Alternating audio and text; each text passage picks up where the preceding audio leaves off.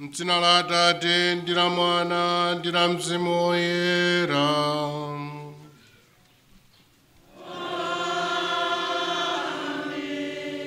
Mtendere ukhale nanu.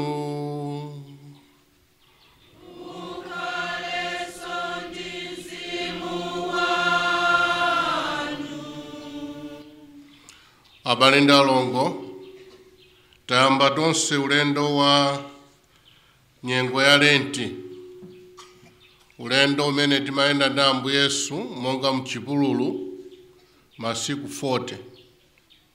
Koma 40 ameneyo timayenda naye Ambuye Yesu mwa njira yatsopano. Timayamba kupemphera kuposa mwina kale kwa amene sitimapemphera. Kwa amene timapemphera kale timalimbikitsa, timazamitsa moyo wathu wa mapemphero. Kachiwiri timadzilanga.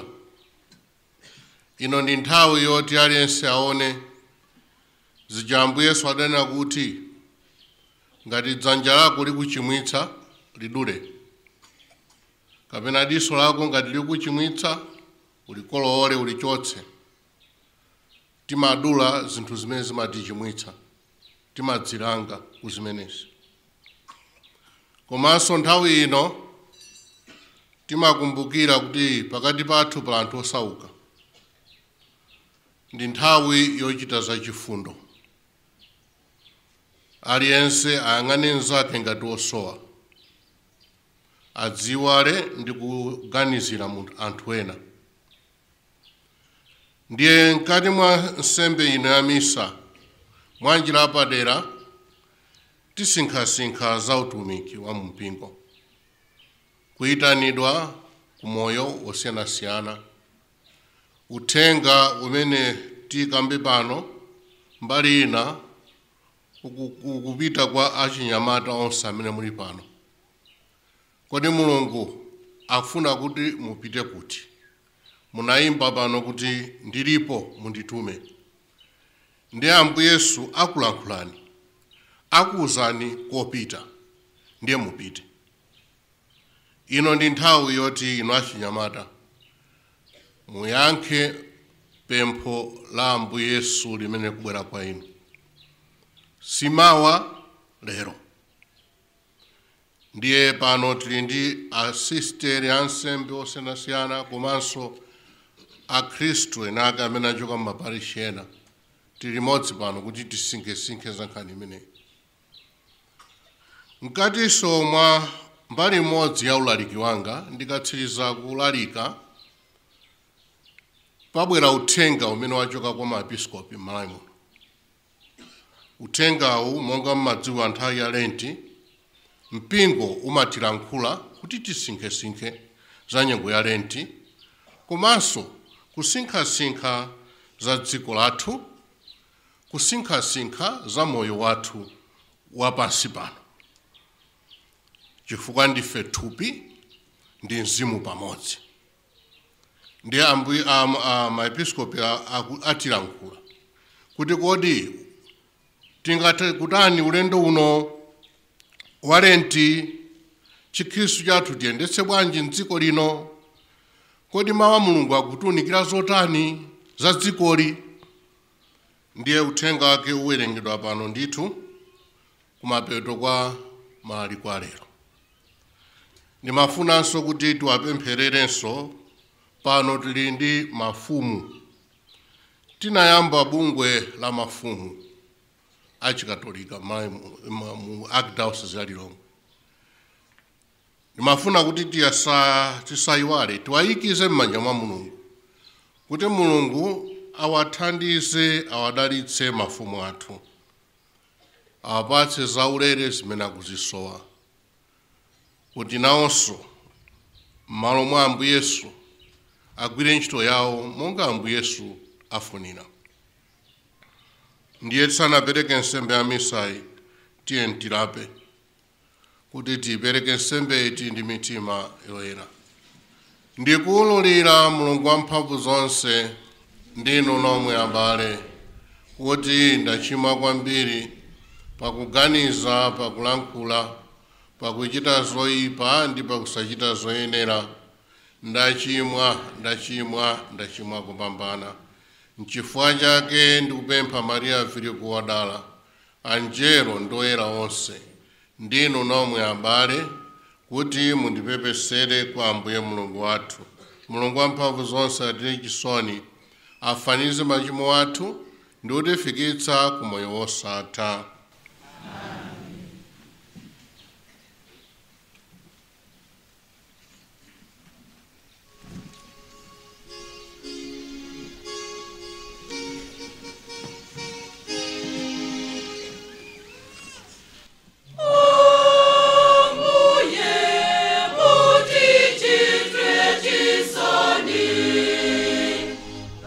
Ambuye muti chitwe chili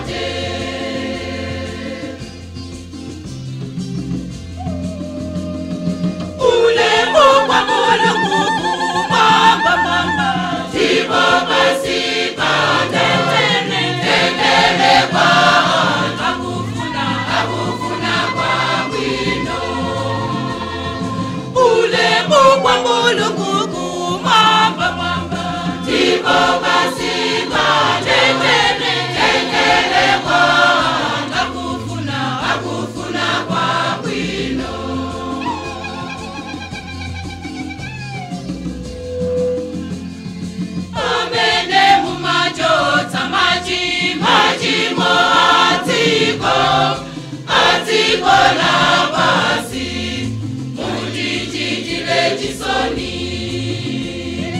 Inu amene mumachotsa machimo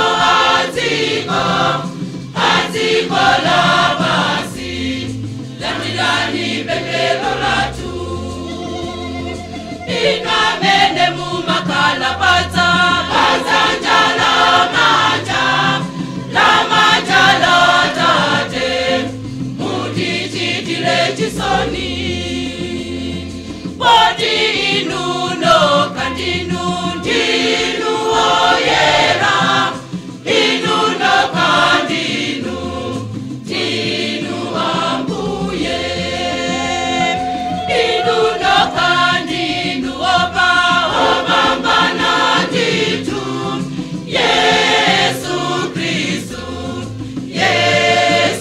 Kristu. Limodzi ndi Mzimu oyera, ulemu wa Mulungu Atate.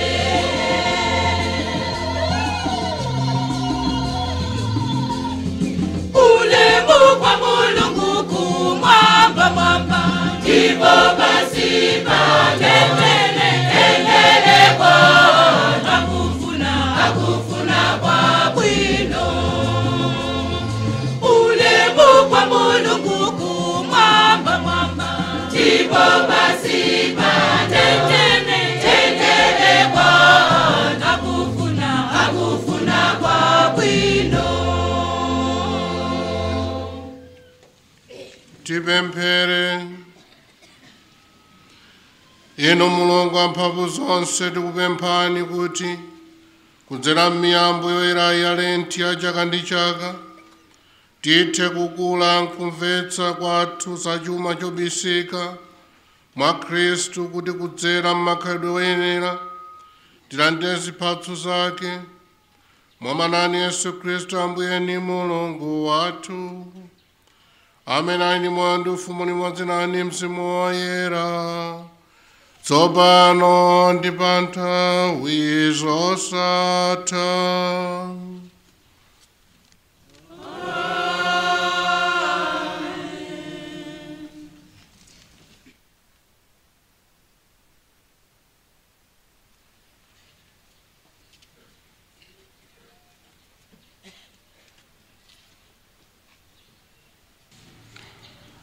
Mose akumbutsa Aisraeli za kuyamika Mulungu chifukwa iye adawapulumutsa nawapatsa dziko labwino.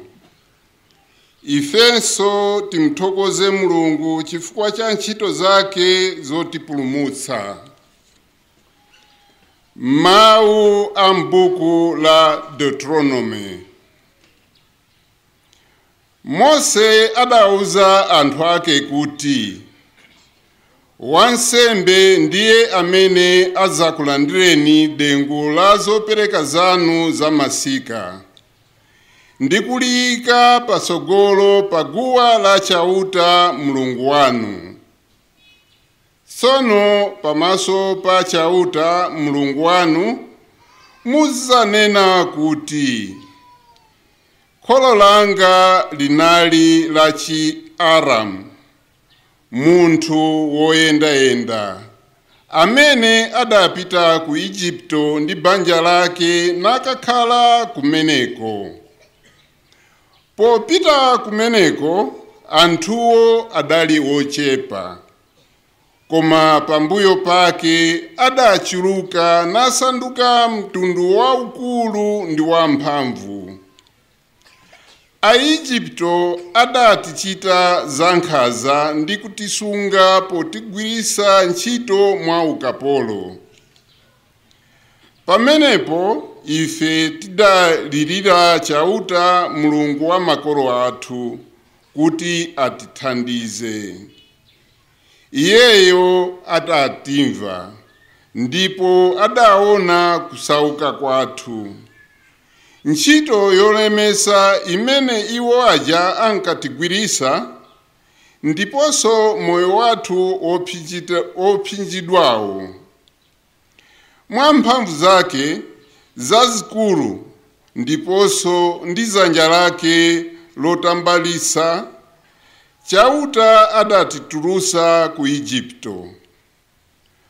Padaoneka zoziziswa ndi zizindikiro, ndipo padachitika zinthu zoopsa zambiri. Posiriza adatifikisa kuno natipasa dziko lino, dziko la mwana alirenji.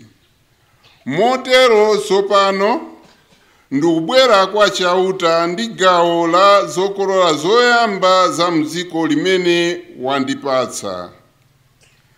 Apo mutatula pansi dengulo pamaso pa Mulungu, mupembeze pomwepo. Mawu a Ambuye. Titokoze Mulungu, titokoze.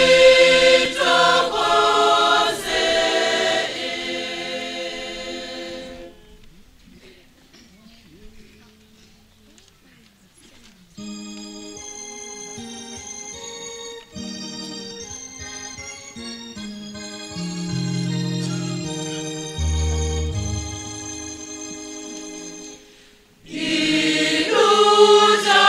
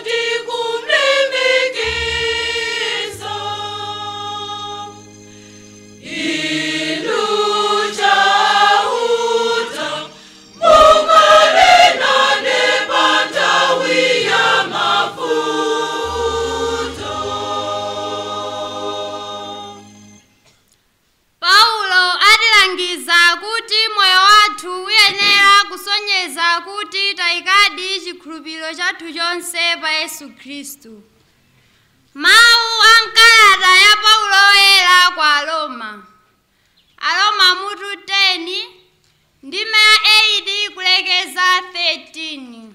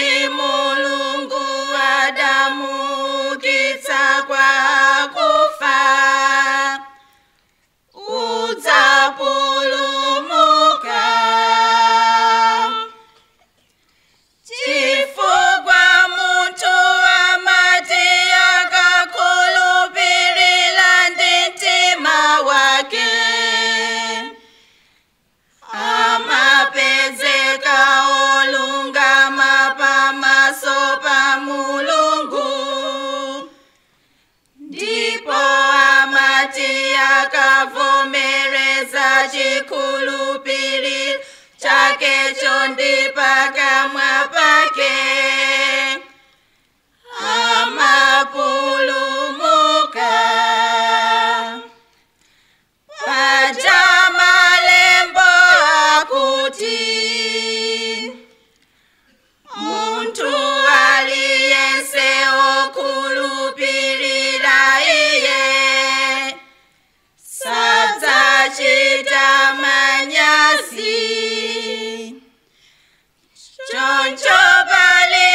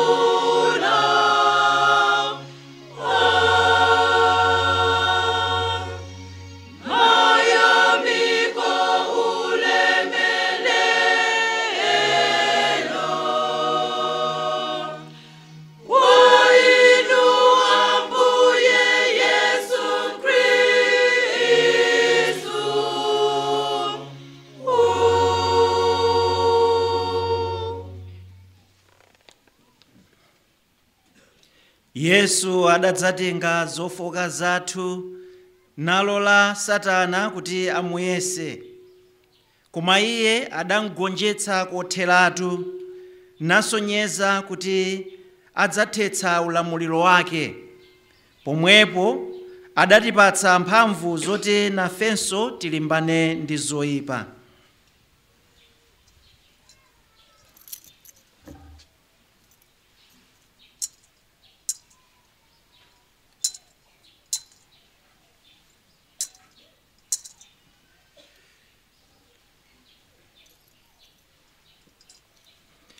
Ambuye akhale nanu.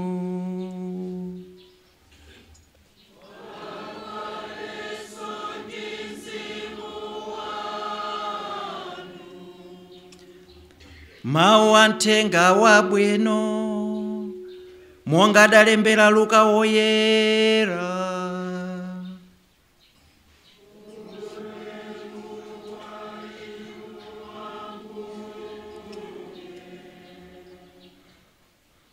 Yesu ali wodzazidwa ndi Mzimu Woyera adabwerako ku mtsinje wa Yorodani kuja.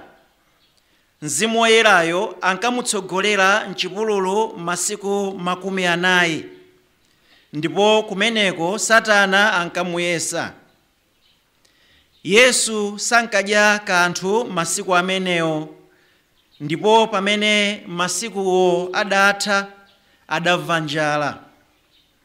Tsono Satana anamuwuza kuti, ngati ndinu mwana wa Mulungu, lamulani mwala uli apawu kuti usanduke chakudya.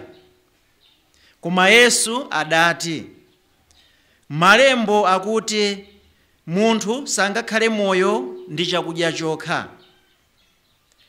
Pambuyo pake Satana adatenga Yesu kupita naye pamalo okwera, ndipo pakamphindi kakang'ono adamuonetsa mayiko a mafumu onse apansi pano. Tsono adamuwuza kuti, ndidzakupatsa ulamuliro ndi ulemerero onsewu, chifukwa zidapatsidwa kwa ine, ndipo ndimazipatsa aliyense amene ndifuna. Choncho mukandipembedza, zonsezi zidzakhala zanu. Apo Yesu adati, Malembo akuti uzipembedza Ambuye Mulungu wako ndipo uziwatumikira iwo okha.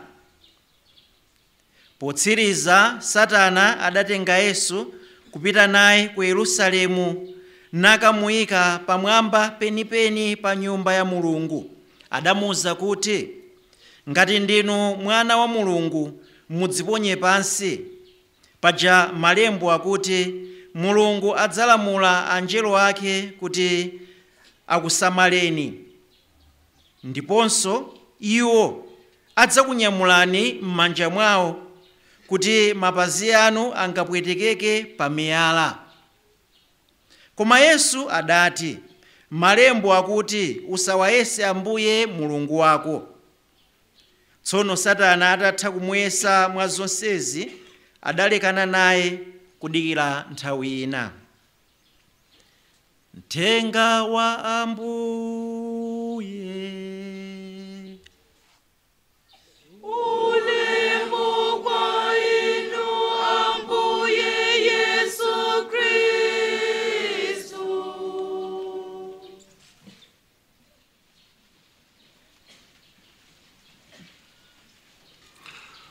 Abale ndi alongo, mawu ndi amenewa awerengedwa uthenga wa lero. Koma tisanagawane za mawu amenewa ndimafuna kuti tikumbutsane zimene ambiri mwa ife timanena. Ine ngati wansembe chaka chamawa ndikwanisa zaka 30 mu nsembe, ndakhala ndikumva anthu osiyanasiyana, ena aso ife ansembe kumene, masistere ndi gulu lalikulu la inu akhristu eni ake. Zimene ndakhala ndikumva nzoti munthu akakhala walakwitsa kapena wachilimwa tchimo lina lililonse. Muzamva kuna kuti Satana anandigwira. Simunamvepo zimenezo. Haya amene ndi Satana, ipepani zinangovuta, Satana anandigwira. Nde anthu akatero amafuna kuti nanga si amponyera Satana, nde kuti safuna kuti avomere kuti inedi nasankha kupanga zimenezi. Umwini pa tchimo amachotsa, ndi amamponyera Satana kuti Satana ndamene wandipangitsa zimenezi. Zinayambatu zimenezo kumunda uja wada ojeni wa Edeni. Chifukwa chimwa makolo athu amakanirana za chipatso chija. Adamu amati wandichimwitsa ndi mayiwa, ndamene andichimwitsa. Mayiwa amati aya mani njoka. Nde njoka ija timadziwa kuti ndi chizindikironso cha Satana. Kodi Satana alipo? Satana alipo ndithu, koma ndimafuna kuti mawu athu alero, uthenga wathu alero utiunikire kuti timvetse kwenikweni kuti kodi tikamakamba za moyo wathu wotsatira Ambuye Yesu, moyo wathu wa Chikhristu, kodi tizikhala ndi mantha ndi Satanayo?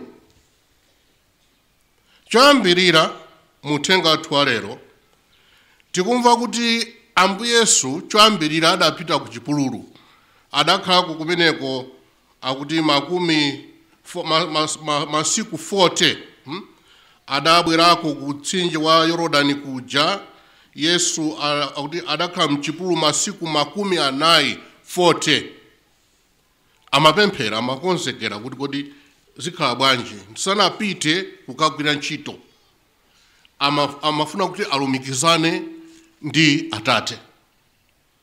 Anali Mulungu ndithu kwa madzi kuti poyamba ntchito yangayi m'dziko lapansi pano ndilumikizane ndi Atate m'mapemphero ndi kudzilanga. Abatu pakhale phunziro lino lona kuti tisanayambe kukamba za Satana, Mkhristu amene ali mpapa mapemphero komanso pakudzilanga sayenera kuopa Satana.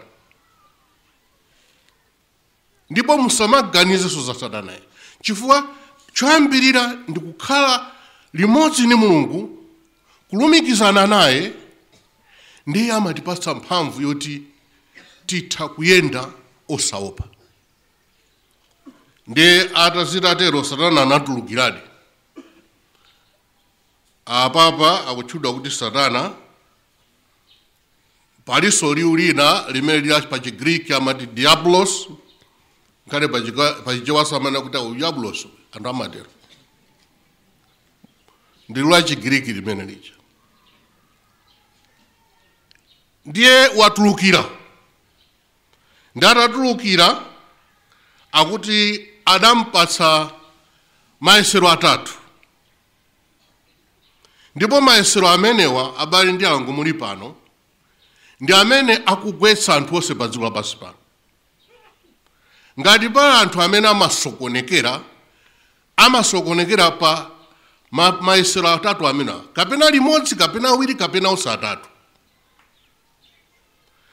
Komanso mutati muone ngakhale gulu la anthu kaya ndi dziko ngati likusokonekera pa zitatu zimenezi. Choyambirira, Satana adadziwa kuti Ambuye Yesu ali ndi njala. Anadziwa Ambuye Yesu ali ndi njala. Ndiye chimene anamuwuza kuti udzidyetse iwe mwini. Mundimvetse pamenepa. Njala inalipo. Ambuye Yesu akanafuna kuti adye, akanatha kudya, sikuti akanalakwitsa ya. Masiku 40 ndi ambiri. Ndiye kudya si chimo ya.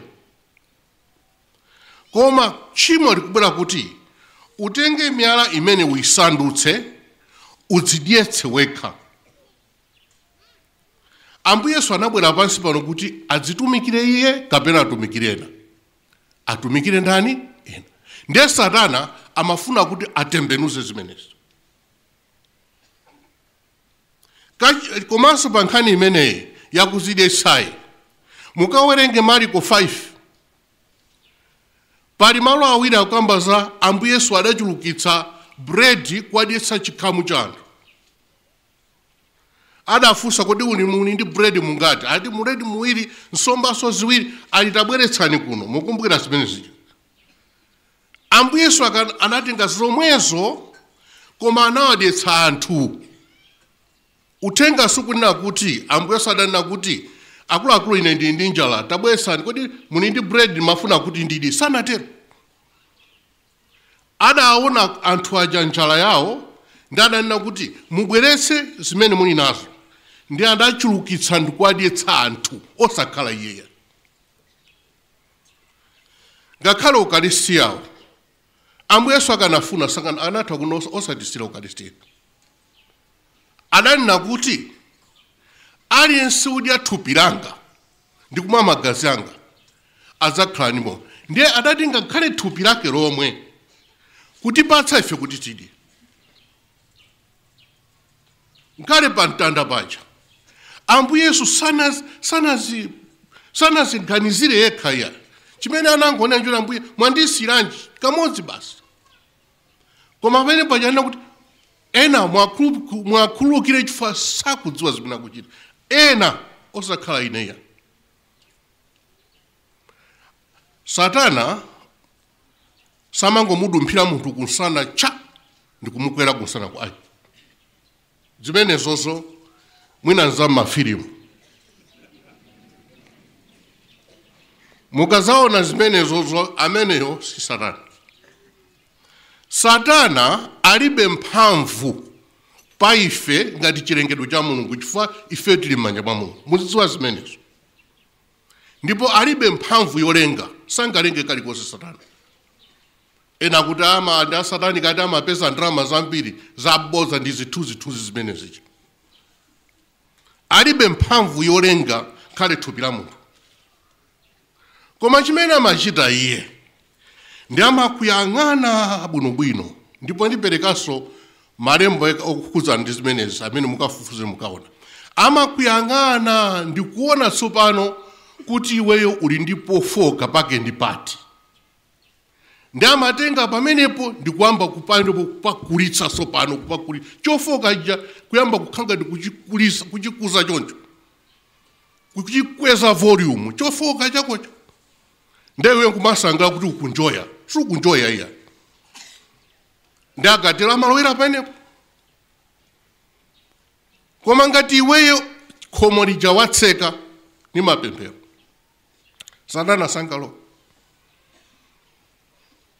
Anthu amathera pa zofoka zawo. Satana amalowera pomwepo.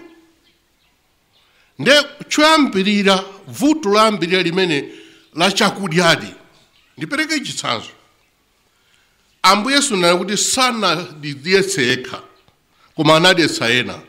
Mukaone anthu amene amakhala ndi khumbo loyipa la ndalama lomadzikundikira zinthu zawo. Amenewo ni makandidate a Satana. Ndipo Satana akuafuna agwire nawo ntchito. Amalowera pomwepo. Munthu amene ali nthawi zonse wodzikonda. Ineyo zanga, ineyo ine. Sipapita nthawi akulowadi Satana. Ndi amafika kuti kodi muli ndi dyera limeneli pangani zimupeza miliyoni mwakuti. Ayi pangani ati nsembe, apangani ka nsembe aka. Simamva zimenezo abandi angu. Kulitu zinthu zina zimakhala zochitika ukazimva zoopsa kwa basi. Koma chimene champangisa munthu kuti afike pamene popo ndi chani. Anali kale ndi vuto lofuna kuphakira zinthu. Ndi walowera Satana pomwepo. Ndende ndimati nene ndi chimodzi. Satana alibe chikondi. Nde akalowa chimene amachita amakuononga kusakaza akathana nawe alibe nawe ntchito.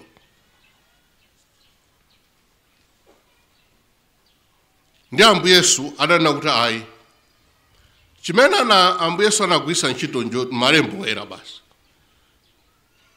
Ndi adanena kuti ayi iweyo Satana mawu sakutero, malembo akuti munthu sangakhale moyo ndi chakudya chokha. Yankho lililonse limene Ambuye Yesu amapereka amagwisa ntchito malembo oyera. Ine ndimamva chisoni kuti ife makamaka akhristu akatolika sitimawerenga malembo oyera. Ndati ndifunse pano amene ali Bible kunyumba ndangati mukapeza kuti ndi ochepa amene awerenga Bible wiki ino ndi angati mupeza achepanso.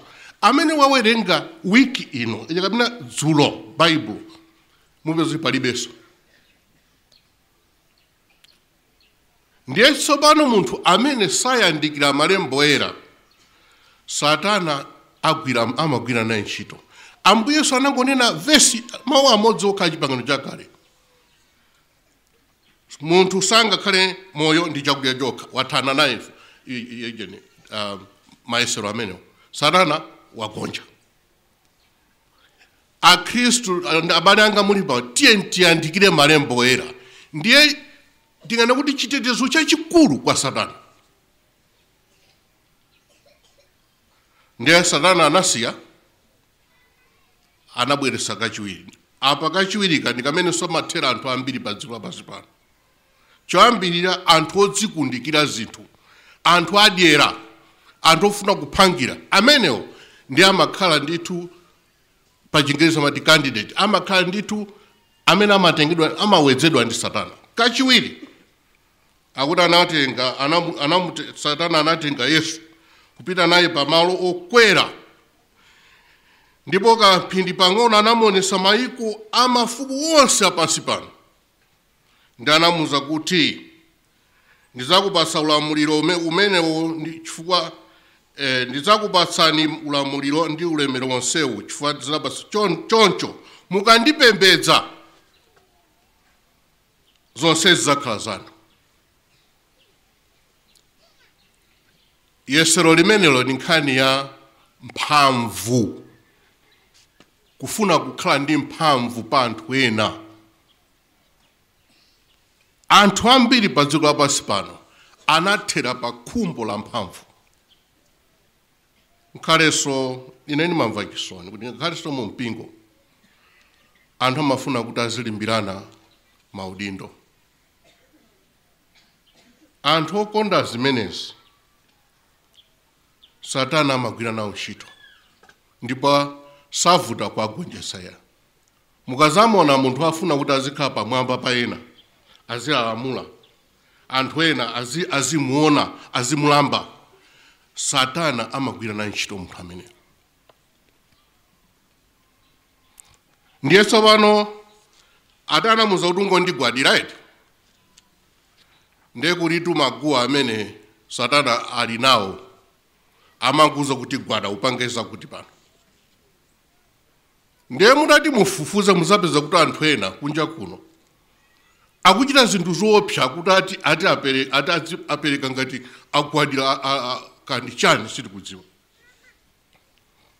Kumakhala ndi chikupiro kuti ndikapanga zimenezi ndikhala pena pake. Izo tingakhale zimakhuzananso ndi anthu amene amafufuza asing'anga. Suti asing'anga onse ndoyipa. Uthakhala asing'anga kupeza mankhwala zitsamba zomwezi kupeza kukandakanda umpasa wenake malungo achira kumene kusiku lako. Koma muzapeza ena amapita pena sopano kuti atakaonesa uno zinthu zina ndi Satana amalowera pomwepo.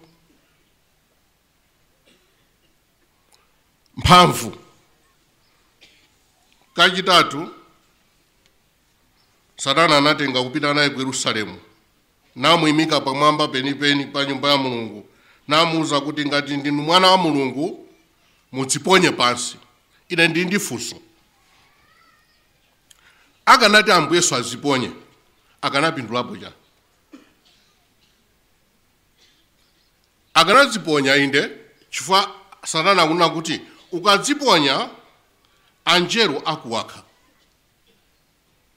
Ndipo mwina zikanakhala kuti zathekadi kuti Ambuye Yesu wadziponya ndi angelo ndikutulukira ndikumuwakha, akanapindulapo chani?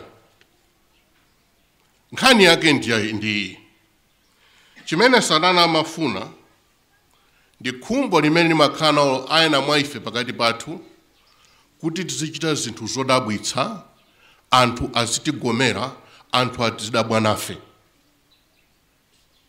Anthu amene amafuna kuti apyole pa umunthu wathu.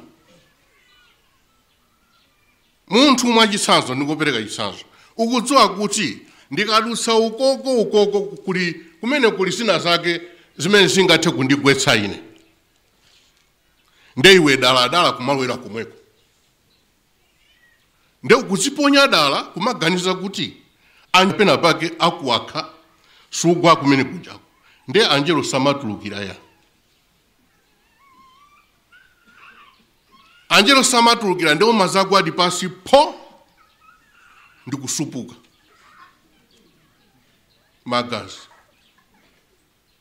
Iwo maganiza kuti ndikapanga zimene zizi ndikapyola muyeso wa munthu wanga, pena pake Mulungu andilandisa. Ndikuyesa Mulungu kumeneko. Alipo aso anthu ena amene amafuna kuchita zinthu zoti anthu aziwagomera. Chenjezo.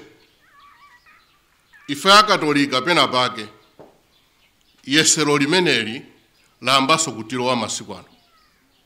Lero tili pa misa pano, mama uno tili pa misa pano. Mwana anthu ena madzulo ano atakupita ku Miracles. Mufuna kuchani kumene? Ati azikaona anthu akuyenda mmwamba mutuntu kumeneko. Osaponda pansi. Ati kumene kumachitika zodabwitsa. Ndi zizi zimene Satana amawera pomwepo. Khumbo kumafuna khumbo la zinthu ngati zimene zizi ndi khumbo loyipa.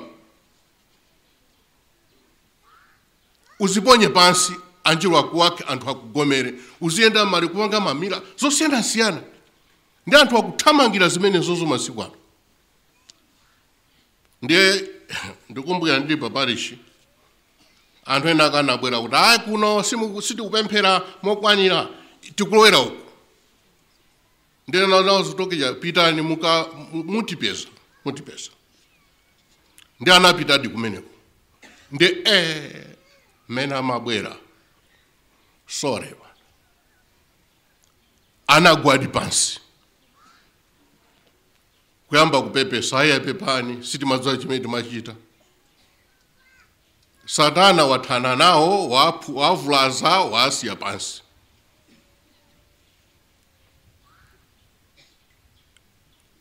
Tiyende zomwezi zimene Mulungu anatipasa. Ngati Mulungu anatipasa kuti tiziyenda pasi papo 1 2 1 2 tiyende pasi. Sizoti tipange zina zake za chilendo kuti anthu atidabwe ayi. Koma ndibwerere ku nkhani janena ija makamaka nthawi ino ya Lenti, nkhani yopunguzayi.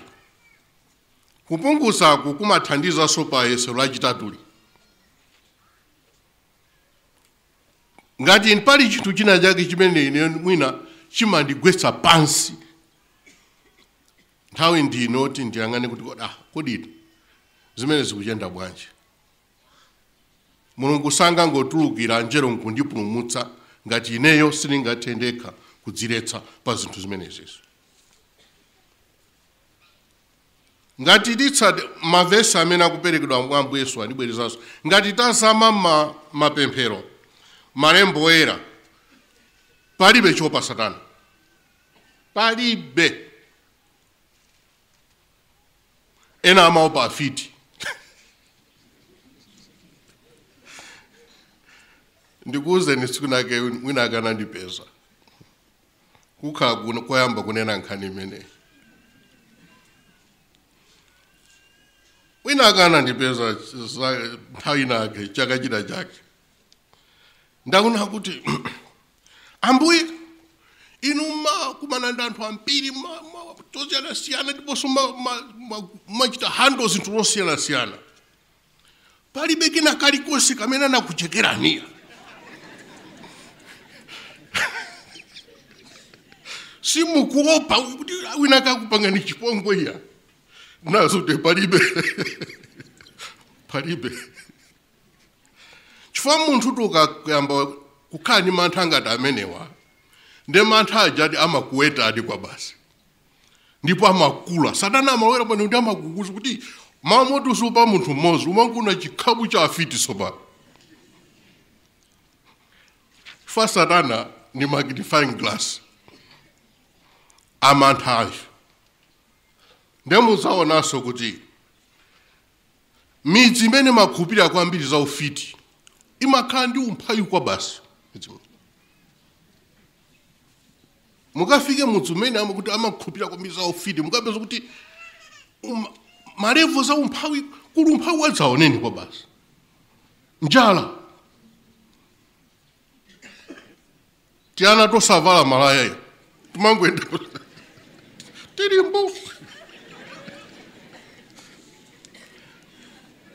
zimayendera limodzi zimenezo chifukwa Satana ntchito yake ndikukusasula basi samakutukula iya ndiye tiye tipitirize ndi nsembe yathu ya misa tisaope pemphero lina limene mafuna kuti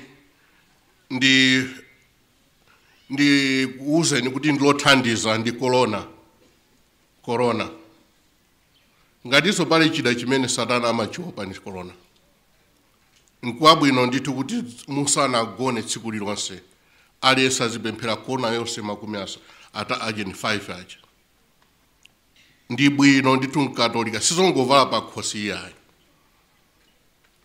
musanagone aliyense mkhristu wa katolika yesetsani kupemphera corona mukangotero ndithu Satana sankakukhudzeni kuphatikiza pa zina ndi zina zimene ndanena malembo oyera masakramenti kumaosaopa ya ndipereka chikotsiriza chitsanzo cha woyera wina ameneyu anali otchuka kwambiri John Vianney Maria akuti John Maria Vianney anthu amadziwa kuti amalimbana ndi Satana amalimbana naye kwa basi ndi akuti tsiku lina ananena yekha John Maria Vianney akuti amagona ndi basi akugona akuti Satana basi ati ndikumugwera pasana pa akutero ndiye akuti adangotembenuka achoka apa iye ndikumagona zinalembedwa tu mabuku zimenezo anafika pa size yoti analibe mantha ndi Satana chifukwa amadziwa zimene ananyamula m'manja mwake zimene zinali mumtima mwake Ambuye Yesu amene anali naye ndi musaope abale ndanu tigwire ndithu malembo oyera tigwire ndithu masakramentiwa tikondenso mpingoso ndi sakramenti paloka basi tikatero tili pa ulendo wabwino koma tikamba zinazi kumafunafuna ndalama kuti ndilemere nsanga kufuna ndi mphamvu kuti ndialamulira anthu ena kufuna zinthu zodabwisa za mamiracles izi ndi mono tionongeka ndipemphe bambo Chikapa atipatse uthenga umene wachoka ku maepiskopi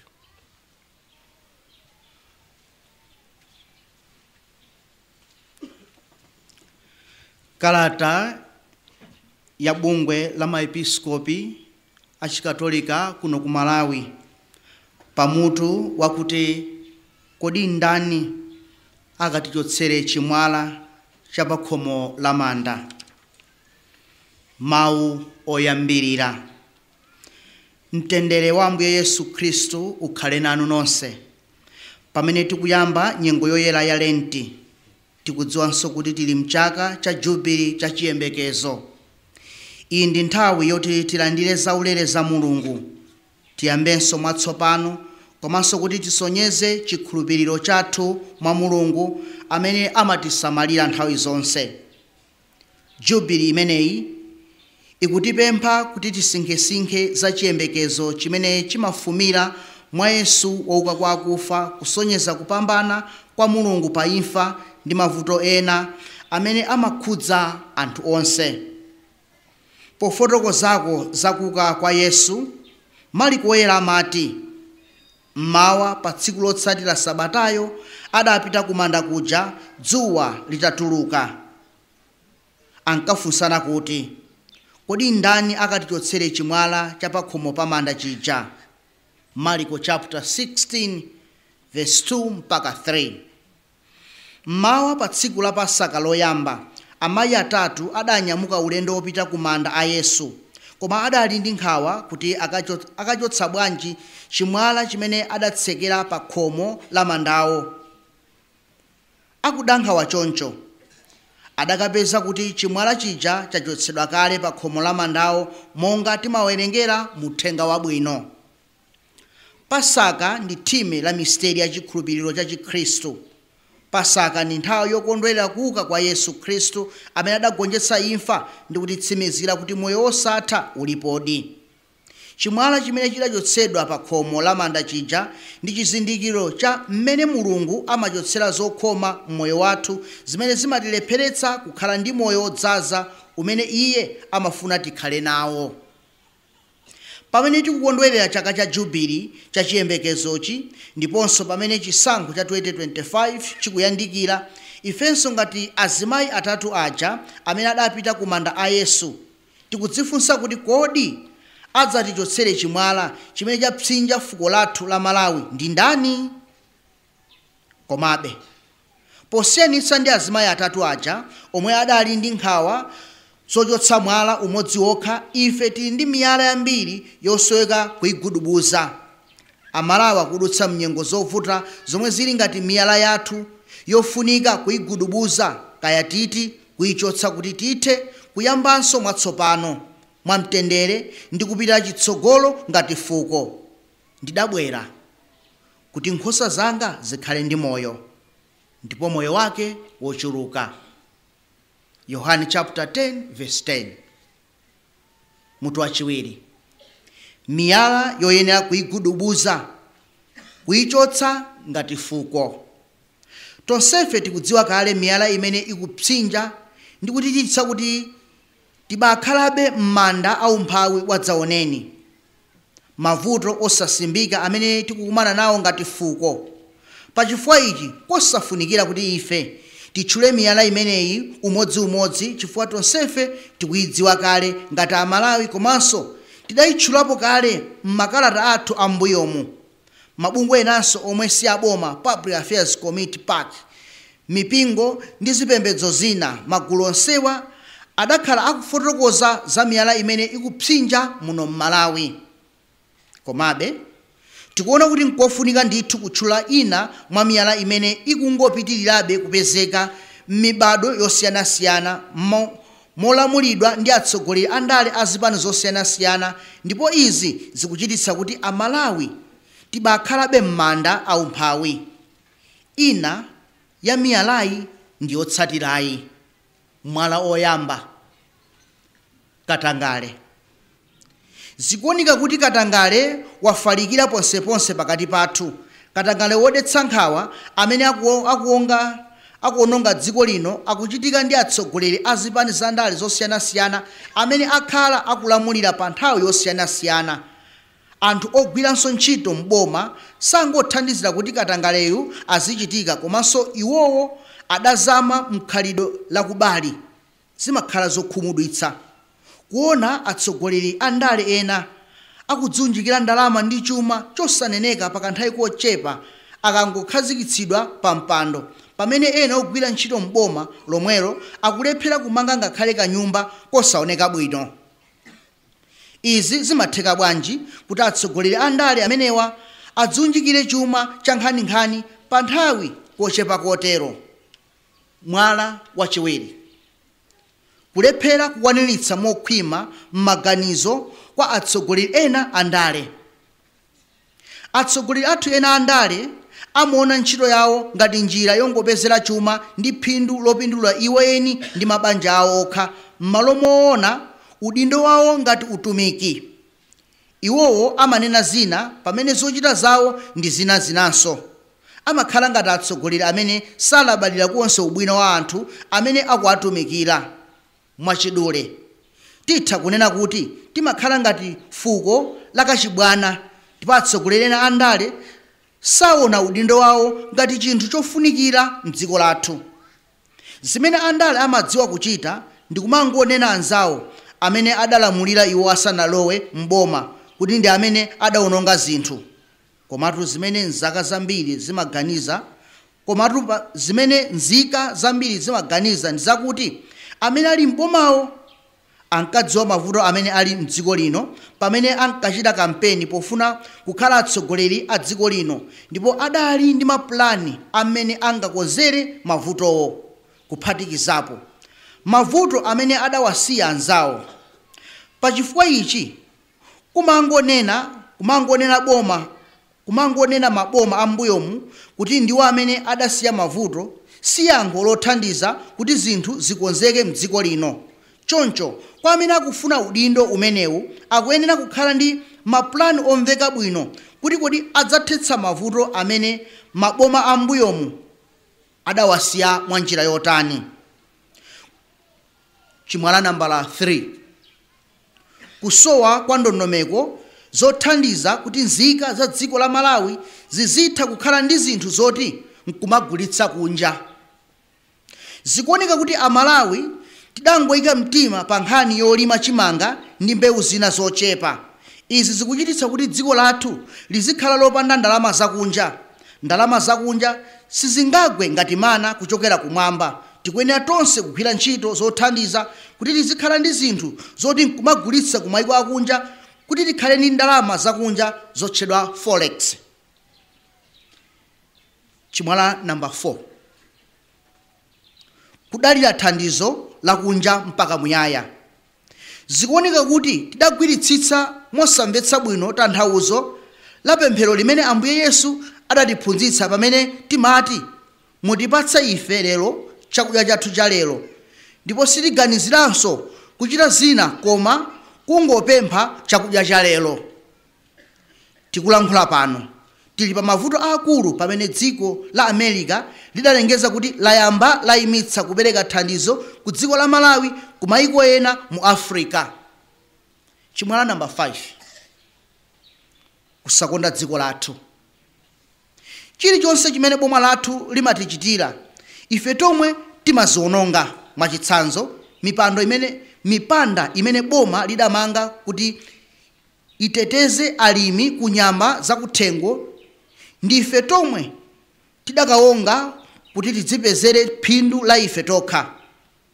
Zikwangwani za m'misewu zidachotsedwa kuchititsa kuti miyoyo ya anthu yoyenda ikhale pa chiopsezo.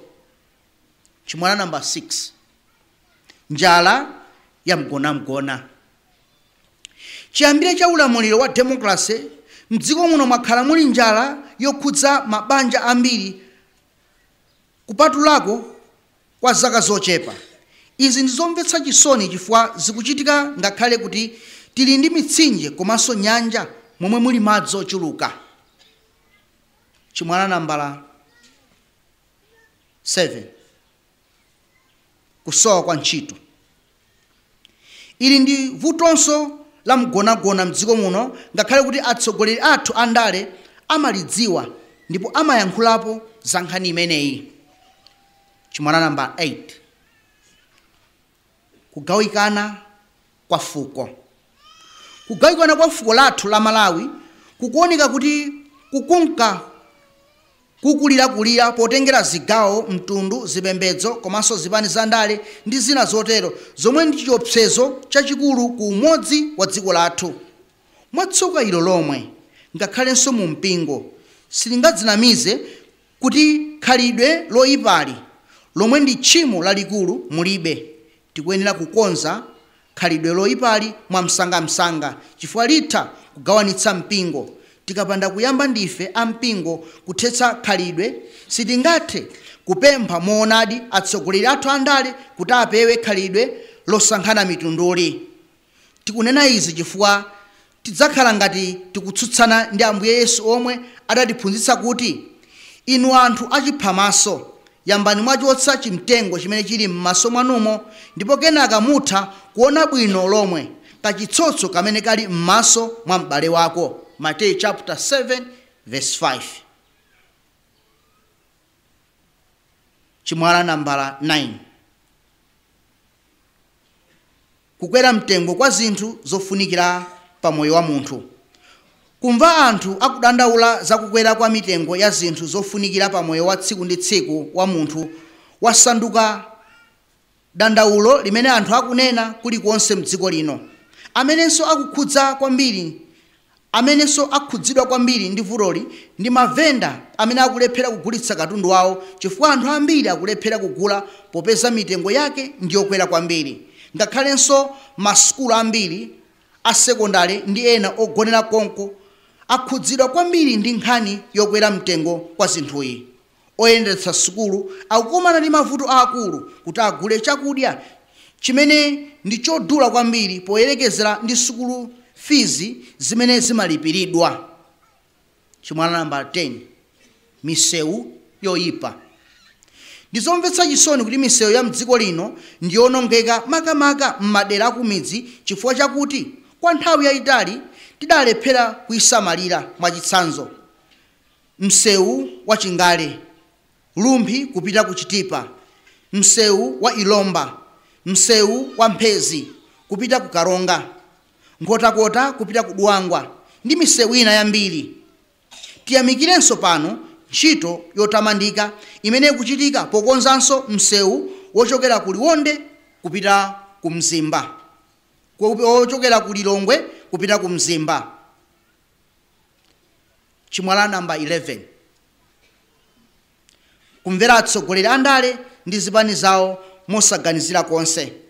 Nzika zambiri makamaka achinyamata ndi okonzeka kupereka moyo wawo, ndipo zomvetsa chisoni koposa ndi zakuti achinyamata amatha kumenya anthu azipani zina. Zonsezi amachita pofuna kuyikira kumbuyo atsogoleri awo andale ndi zipani zawo. Zina mwa zipanizi zidalephera kutukula moyo wa achinyamata omwewo. Achinyamata ngongozeka kudzipereka kwathunthu ngakhale kutaya moyo wawo chifukwa cha zolandira handouts ndi ndalama tochepa. Iwo amamvera mpaka kukhulupirira kuti atsogoleri amene amawasapotawo ngoyenera kuwafera. Tikaganizira nthawi, kupereka moyo wawo wonse ndi kulolera kuwonga katundu wa anthu ena, chimakhala chinthu chodabwitsa kuti koma iwowa akumvetsetsa zimene akuchitazi. Pachifukwa ichi, ngakhale atsogoleri ndi zipani zawo zandale zimene zidalephera kukwaniritsa zinthu zogwirika m'mbuyomu, anthu ena akadawatamandabe nkumati boma.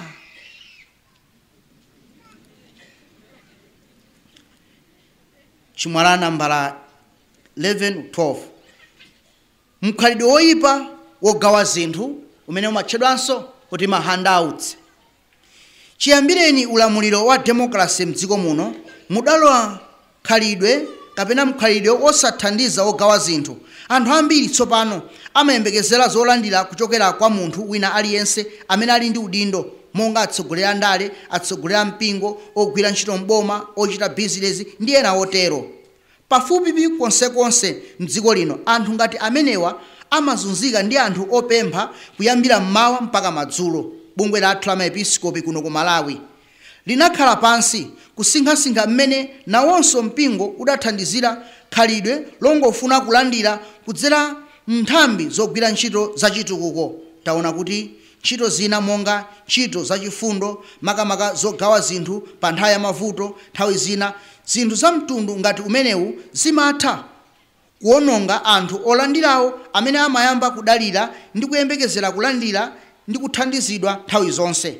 Tazindikira mokhumudwa kuti atsogoleri ambiri andale amagawa zinthu pofuna kungogwiritsa ntchito anthu osauka kuti akwaniritse zofuna zawo. Ili ndi vuto komanso tchimo lalikulu lomagwiritsa ntchito anthu osauka ndi ovutika pofuna kukwaniritsa zolinga zawo. Potengera mutu wa kalata ino, chimenechi ndi chimwala chimodzi choyenera kuchigudubuza ndi kuchichotsa pakati pathu. Chimwana china kugwiritsa mosayenera asilikali ankhondo MDF. Mzaka zapitazi taona mokhumudwa mmene asilikali ankhondo komanso apolisi amagwiritsira ntchito monga kuyendera malo ena kumalire a dziko lino pofuna kulepheretsa anthu ochita malonda osavomerezeka, kuyang'anira malo achipikisheni road blocks ndi kusamutsa anthu kuchokera midzi yawo kumene adabadwira. Maganizo ogwiritsa asilikali pa ntchito zimenezi atha kukhala abwino, koma choonadi njakuti asilikali ankhondo saphunzitsidwa kugwira ntchito za mtundu umenewu motha kulemekeza ulemerero wa munthu ngati mmene zimayenera kukhalira. Apolisi ndi amene amaphunzitsidwa kugwira ntchito za mtundu ngati umenewu. Chimwana china kusalolerana pa nkhani ya ndale. Kwa zaka zoposa ziwiri taona zinthu zoyipa kwambiri zosonyeza kusalolerana ndale pamene masapota azipani za ndale amatchinjiriza ndipo nthawi zina kuvulaza atsogoleri a ndale azipani zina ngati kuti oyenera kuchita ndale mdziko lathu lino ndi chipani china chake basi. Mchitidwe woyipawu sukutsutsana ndi constitution ya dziko lino lokha ayi, komanso ndi mchitidwe wa upandu umene uyenera kutheratu pakati pathu. Funso lathu ngati ife maepiskopi ndi lakuti atichotsere chimwalachi ndi ndani? Mchaka ichi cha Jubilii cha chiyembekezo tikumbutsidwa kuti ndi Mulungu yekha amene ali kasupe kaya titi gwero lothandiza kuyambanso mwatsopano ndi kusinthika. Komabe choyenera kuzindikira ndi chakuti ntchito yokonzanso mavuto athu sitikuyenera kusiyira m'manja mwa boma lokha ayi. Ngati nzika za dziko lino tonse tikuyenera kutenga nawo mbali pogudubuza kaya titi kuchotsa miyala imene imalepheretsa kuti dziko lino litukuke. Pamene tikufotokoza maganizo athu otsatirawa, ife maepiskopi anu tafuna kuti tikutsimikizireni kuti sitikufuna kuyikira kumbuyo chipani kapena wina aliyense amene akufuna kudzapikisana nawo pa chisankho cha utsogoleri wa dziko lino ayi. Tikulamula ansembe athu onse kuti asasonyeze kuti akuyikira kumbuyo chipani kapena mtsogoleri aliyense wofuna kudzapikisana nawo pa chisankho chikubwerachi. Tikudziwitsa ansembe onse kuti kugwiritsa ntchito mpingo kapena katundu wake pa nkhani ya ndale nkosaloledwa mpang'ono pomwe, ndipo sitidzalekerera mchitidwe wotere kuti uzichitika. Mpingo wa Katolika umachitapo kanthu pa nkhani ya ndale komanso zochitika pakati pa anthu pophunzitsa za chikhulupiriro, kusula anthu ake zakufunika kokhala ndi makhalidwe abwino. Umaphunzitsanso Akatolika ndi anthu amipingo ndi zipembedzo zina maphunzitso a mfundo zabwino monga kufunika kulemekeza ulemerero wa munthu aliyense, ubwino wokhala mwa ubale ndi aliyense, kukhudzidwa ndi mavuto a anthu ena ndi kupereka mpata kwa aliyense kuti athe kukwaniritsa zomwe angathe kuchita. Powunikiridwa ndi mfundo ndi maphunzitso ena a mpingo ndi udindo umene Mulungu adapatsa Mkhristu wina aliyense potengera kuthekera kwake ndiponso mwayi umene ungapezeke kuti achite zinthu zothandiza kupititsa patsogolo ndi kutukula moyo wa anthu onse pakati pathu. Tikuyenera kuzindikira kuti ansembe ndi Akhristu eni ake ali ndi maudindo osiyanasiyana amene ayenera kukwaniritsidwa. Kuzindikiritsa mozama nzika za dziko lino. Iyi ndi njira yofunikira yothandiza nzika za dziko lino kuti ziyambe kumayang'anitsitsa ndi kumakhala ndi maganizo ofuna kumvetsa bwino zinthu zochitika pakati pathu zokhudza mmene moyo wathu wachuma ukuyendera mdziko lino. Izi zimasowa kuti nzika zonse makamaka anthu osauka ndi osaganiziridwa azitha kuganiza ndi kuchita zinthu zothandiza pa moyo wawo kuti potero athe kuwumiriza andale oyendetsa dziko lino kuchita zinthu mobyolera, kuchita zinthu mwapoyera. Tikatero mavuto a umphawi wadzaoneni ndi njala ya mgonangona sidzachepa pakati pathu. Chimwala chimene chidapsinja Amalawi ambiri kuti azingokhala mu umphawi ndi mavuto ena sichidzachoka chokha ngati nzika zonse za dziko lino sizitengapo mbali ndi kunena kuti basi satikwana, songotinamiza, katangale, njala, misewu yoyipa ndi zina zotero. Ife ngati Amalawi titha kutengerapo phunziro kuchokera ku nkhani ya mwana wosokera ndi wotayika uja, zamene adatukulira m'mavuto ake. Iye ataganiza mofatsa adadzifunsa nati, ndi angati mwa antchito abambo anga ali ndi chakudya chokwanira? Koma taona nine kuno ndili kufa ndi njala, ndinyamuka ndikubwerera kwa Atate anga. Luka chapter 15 verse 17 mpaka 18. Malo mopempha nsomba kuchokera kwa atsogoleri a ndale ndi kumpingo, anthu ambiri osauka m'dziko lino azipempha kudziwa njira zimene angawadzere nsomba m'malo mongofuna kulandira basi. Tikupempha a Pastoral Commission ndi a CCJP kuti agwirane manja pofuna kukwaniritsa zimene tafotokozazi. Kudzutsanso mtima wolimbika kugwira ntchito. Ndizowonekeratu poyera kuti pamene Amalawi ena ali pa umphawi ndi mavuto ena chifukwa cha mmene zinthu zimene sangathe kuzisintha mwa iwo okha, ndidziwikirenso kuti palinso ena ambiri amene sadzipereka mokwanira pogwira ntchito zothandizira kupeza zosweka pa moyo wawo. Ndizomvetsa chisoni kuti ulesi ndi khalidwe lomangokhala osachita china chilichonse zikupha fuko lathu. Chimwala chimene chinso ndi chofunika kuti aliyense mwa ife achigudubuze payekha. Paja pamene tidali nanu tidakupatsani malangizo akuti aliyense osafuna kugwira ntchito pakati panu asadye. 2 Thessalonica 3 verse 6 mpaka 10. Mulungu amayembekezera kuti tizigwira ntchito molimbika kuti tipeze chakudya chathu cha tsiku ndi tsiku chofumira kwa Iye. Tsiku lotsatira Pasaka, pa tsiku lomwelo adya zina mwa zimene akolola, zomwe zali bredi opanda tsira ndi mbena zokazi. Mana aja adasiya kugwa pambuyo pakudya zimene iwo adakolola ku Kenani. Yoshua chapter 5 verse 11 mpaka 12. Zimene Ambuye adayembekezera kuti Aisraeli azichita ndi kulima, ndiye amawadalitsa pokolola zambiri chifukwa cha kulimbika kwawo pogwira ntchito mwakhama. Koma mwatsuka ilo lomwe kwathu kuno zomwe timaona ndi zakuti achinyamata ophunzira bwino komanso amphamvu zawo amafuna kulemera mofulumira popanda kugwira ntchito ina iliyonse. Ndi mkhalidwe umenewu wofunika kulemera mwamsanga koma osagwira ntchito umene ukulozera katangale m'dziko lino.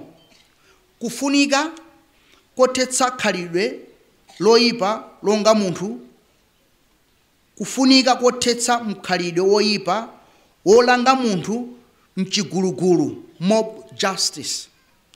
Dziko la Malawi likukumana ndi zokhoma za mitundumitundu zomwe sizongokhudza mmene chuma chikuyendera komanso kuyiwalika kwa makhalidwe abwino ndi kusalabadira za malamulo. Izi zikuchitika osati m'matawuni okha komanso ku madera akumidzi. Madera ambiri akumidzi ndondomeko ndi malamulo othandiza kuti pakati pa anthu pakhale mtendere zidatheratu.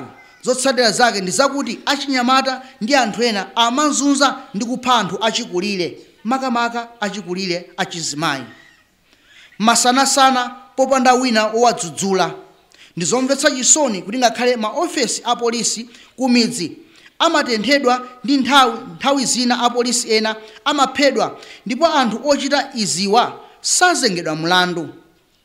Kunamizidwe za umfiti komanso mikangano yokhudza ufumu ndi nkhani ya malo ndi zina zimene zimachititsa kuti anthu achulukire azinzunza. Pachifukwa ichi nkulakwa kuganiza kuti mavuto onsewa amene anthu akukumana nawo mdziko ndi chifukwa cha kulephera kwa boma. Ifenso tonse ngati zika timadzetsa mavuto osaneneka kwa anzathu.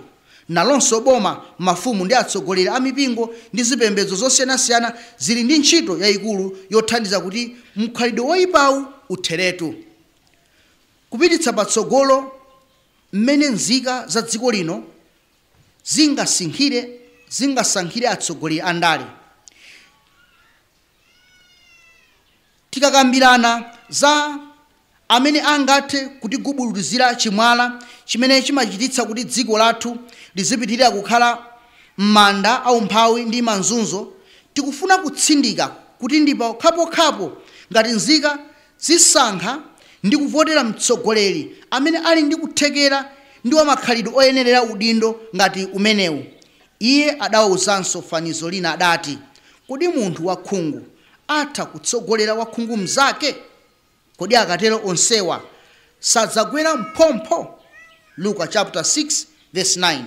Tikuyenera kudziwa nkofunika kuti nzika zonse zisankhe povotera atsogoleri andale amene ali ndi makhalidwe abwino ndi kuthekera kotsogolera boma, osangoti wina aliyense ayi. Monga takhala tikunena m'mbuyomo, ife maepiskopi anu tikutsindika kuti sitili kuyikira kumbuyo wina aliyense kapena chipani cha ndale chilichonse chofuna kudzapikisana nawo pa chisankho chikubwerachi. Tikubwerezanso kuwadziwitsa ansembe athu onse kuti asatenge mbali kusonyeza kuti akuyikira mbuyo wina aliyense kapena chipani chilichonse cha ndale pa nkhani ya chisankhoyi.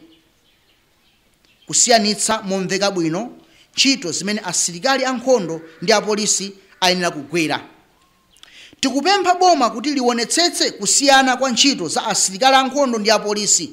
Ntchito zimene timadziwa kuti asilikali ankhondo amene kugwira ndi kupereka chitetezo ndi kutchinjiriza dziko kwa adani akunja, pamene apolisi ntchito yawo ndi kusungitsa bata chitetezo ndi kuonetsetsa kuti malamulo akutsatidwa mdziko. Kulamula asilikali ankhondo mzochita za mkati mwa boma kumakhala ngati kuwapempha kuti akwaniritse ntchito imene iwowo sanaphunzitsidwe.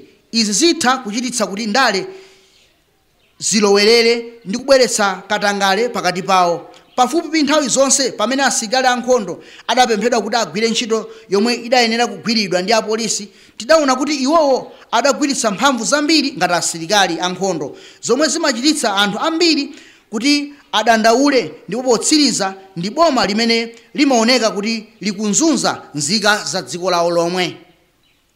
Kuteteza ufulu wa mabungwe ndi magulu ena a Malawi onse. Tikupempha atsogoleri onse andale kuti onse owatsatira awo masapota osayiwalanso onse okhazikitsa bata ndi kuonetsetsa kuti malamulo akutsatidwa achite chotheka kuti mkhalidwe woyipa wosalolerana pa ndale utheretu. Palibe mtsogoleri wa ndale ngakhalenso masapota kaya chipani cha ndale chimene chinganene kuti mbali ino ya dziko ndi yathu.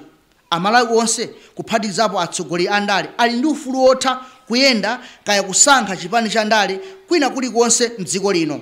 Zimene zakhala zikuchitika za upandu pochitira nkhanza andale chifukwa chakuti anthu ena sakonda chipani cha atsogoleriwo zitha kubweretsa chipulikiti pakati pathu ndi kudzachititsa kuti chisankho chikubwerachi chisokonezeke. Ukutu ndikungotsatira chipani kapena atsogoleri ena andale ngati anthu akhungu osaganizira zimene tikuchita, blind obedience. Monga tinafotokozera pamwambapa, khalidwe longotsatirali ndi kugwiritsidwa ntchito ndi andale amachita makamaka ndi achinyamata athu pofuna kulandira kenakake monga mahandouts kuchokera kwa atsogoleri andale amene amawatuma. Kufunika kophunzitsa ana kuti moyo umalira chamuna. Poganizira mndandanda wa zokhoma zimene nzika za dziko lino zikumana nazo pa moyo wawo, ndikofunika kuti makolo azikonzekeretsa bwino ana awo kuti adzathe kudziwa chochita akadzakumana ndi mavuto a mtunduwu. Akatswiri amene munthu amaganizira akuti anthu ambiri makamaka achinyamata amene akudzipha masiku ano ndi chifukwa chakuti sanakonzekeredwe bwino kuti atha kumakumana ndi mavuto a moyo wapansi pano. Zikuoneka kuti amene amadzipha ambiri ndi amene makolo awo ankawachitira zonse ali ana, zimene zimachititsa kuti anawo aziganiza kuti moyo ndi ofewa. Mchitidwe woterewu siwokonzekeretsa anawa kuti adziwe kuti moyo ndi zochitika zake umatha kusintha. Makolo ambiri amaganiza kuti pomuchitira zonse mwana wawo ndiye kuti akumuonetsa chikondi, kuyiwala kuti akumulerera pa chilolo komwe nkumpusitsa monga ankanenera makolo athu akale. Miyala ija takhala tikuifotokoza pamwamba singachoke tsiku limodzi kuonjezera zomwe tanena kuti atsogoleri athu andale athandize kugudubuza miyala imene yapsinja ngati dziko. Nawonso makolo aphunzitse anawo kukhala okonzeka kuti miyala imeneyi isadzawasokoneze mpaka kufikira podzipha. Mwachidule makolo aphunzitse anawo kumadalira zaulere za Ambuye kuti akakumana ndi mavuto ngati amenewa asadziphe chifukwa chotayiratu mtima.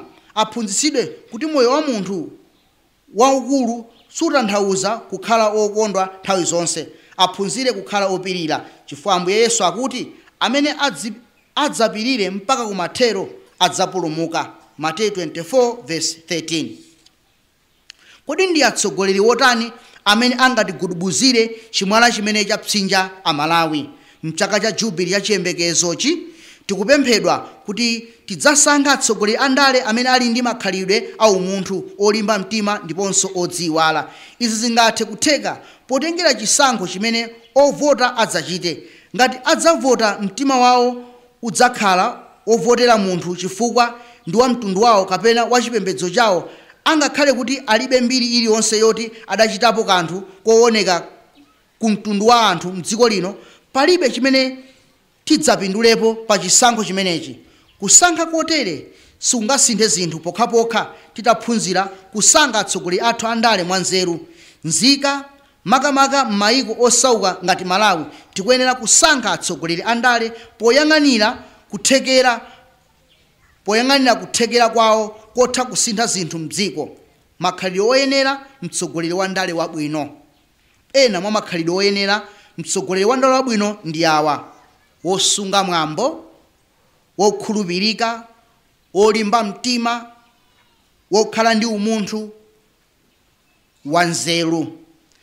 Ngati fuko limene limaopa ndi kukhulupirira Mulungu, timafunanso kuti mtsogoleri akhalenso oopa Mulungu, koma tiyenera kuchenjera poonetsetsa anthu ena amene pamaso pa anthu amakhala ngati opemphera chikhalirecho kumbali ndi amene amalumikizana ndi mbava kuti aziba chuma cha dziko. Tikuyenera kusankha atsogoleri okhawo amene alibe mbiri yakatangale ndiponso sakhudzidwa ndi nkhani zokhudza kusowetsa chuma cha dziko. Komabe nkofunika kuti tisindike fundo yosankha atsogoleri kapena mtsogoleri wa ndale woopa Mulungu. Dziko lathu lino monga mayiko ena osauka ambiri timakhala pa chinyengo chomvera ndi kutsata ndondomeko zina zimene mayiko olemera amafuna kuti zitsatidwe. Ndondomeko zina zimakhala zotsutsana ndi maphunzitso a Mulungu komanso sizilemekeza chikhalidwe chathu. Pa nkhani iyi tikufuna kuthokoza Mulungu kuti mdziko lino sitinakhalepo ndi president amene adafoka ndi kugulitsa zimene timakhulupirira ngati anthu oopa Mulungu pofuna kupeza chithandizo. Makhalidwe oyenera a president amene dziko la Malawi likufuna mnyengo zino. Kunena zoona, kuchuluka kwa zokhoma zimene dziko la Malawi likukumana nazo ndi zovuta kuzitsetseratu nthawi imodzi, koma tikukhulupirira kuti titakhala ndi president woyenera udindo umenewu, mavuto ambiri atha kuchepetsedwa. Nanga tsono ndi president wotani amene tikusowa kuti atithandize?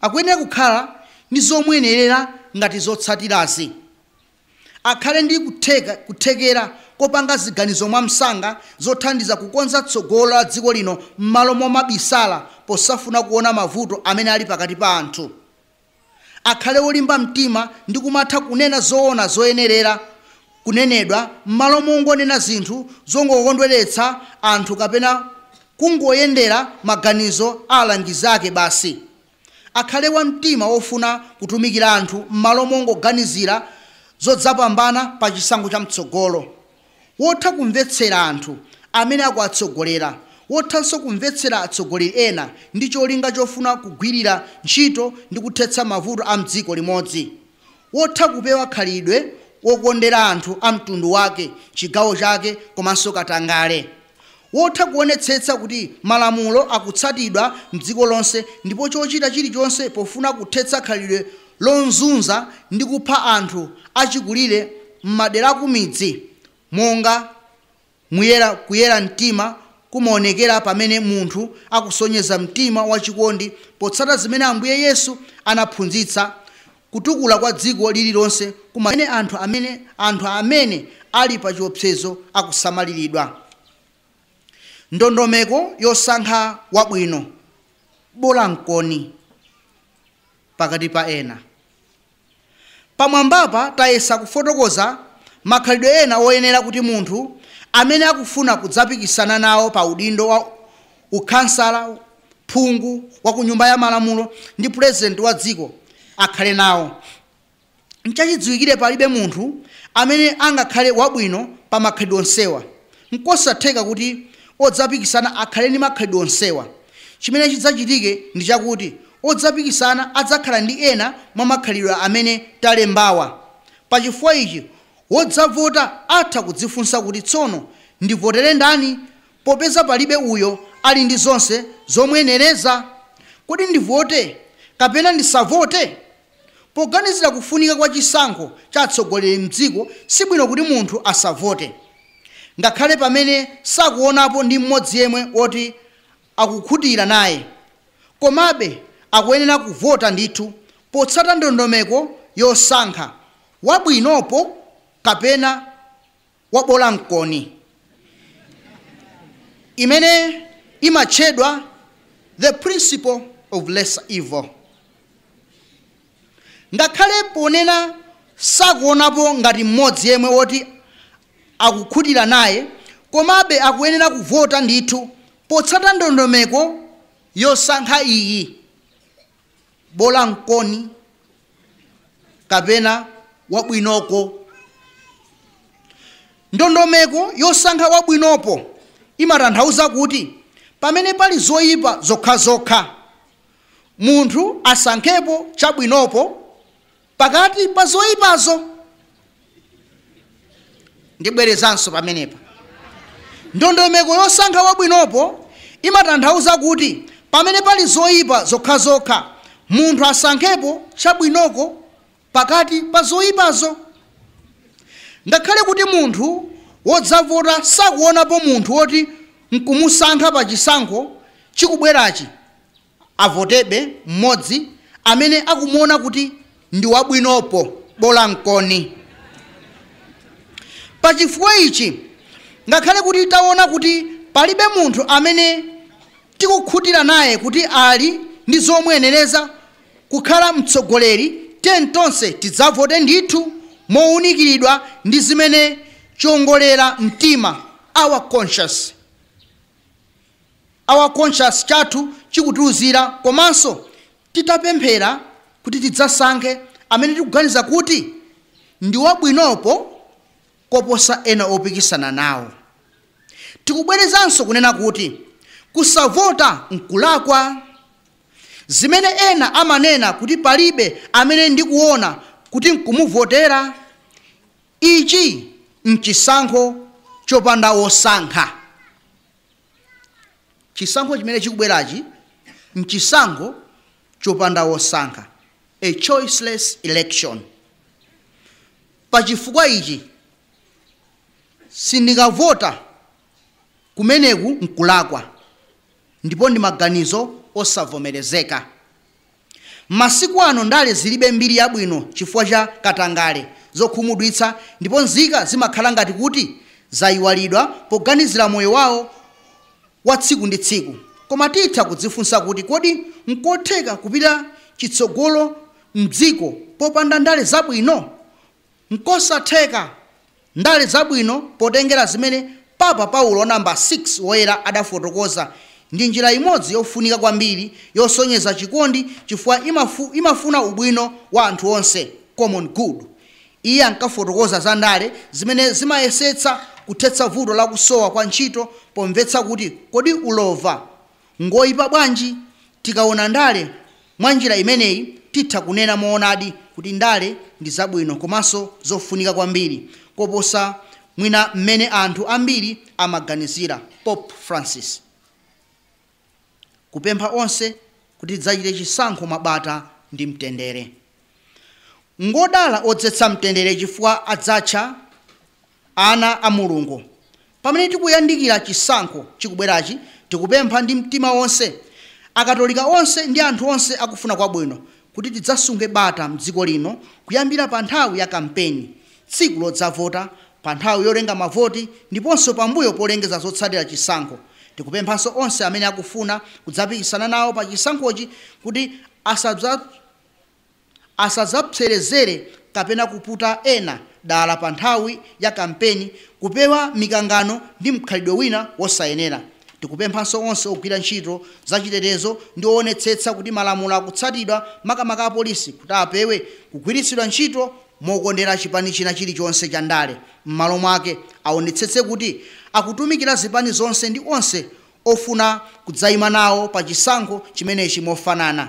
Tikupemphanso bungwe loyendetsa chisankho la Malawi Electoral Commission kuti nalonso liwonetsetse kuti likuchita zinthu mwapoyera ndi mothandiza anthu onse kulikhulupirira pa nkhani ya chisankhochi. Potsiriza tikupempha Speaker wa Nyumba ya Malamulo kuti adzaonetsetse kuti Nyumba ya Malamulo idzapitirire kukhala nyumba ya onse oyimirira Amalawi.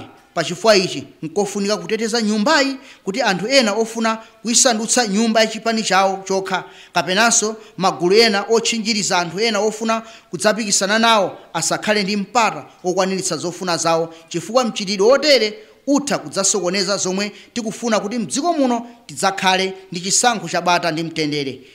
Tizindikire kuti Amalawi ambiri alibe chidwi chobwereranso mbuyo ku ulamuliro wa nkhanza wa chipani chimodzi. Kufunika kopempherera dziko lathu ndiponso atsogoleri athu. Ife tonse tikuyenera kudziwa kuti nkofunika kupempherera dziko lathuli kwa Ambuye Yesu Khristu pamene chisankho cha atsogoleri amene adzatitsogolere mzaka zisanu zikubwerazi chikuyandikira. Tikupempha Akhristu, Akatolika onse komanso anthu akufuna kwabwino kuti tipempherere dziko lathu molimba lino. Tipemphererenso atsogoleri amene akutilamulira tsopano lino, chisankho cha mtendere ndiponso atsogoleri amene adzasankhidwe pa 16 September 2025. Pa iwo okha ngati munthu wina aliyense, atsogoleri athu sangathe kukhala ndi kuthekera kosintha zinthu mdziko lathu lino. Tiyeni tipemphere kuti atsogoleri andale akhale odzipereka potumikira anthu awo mofuna kukwaniritsa chitukuko cha munthu yense wathunthu ndiponso ubwino wa munthu aliyense.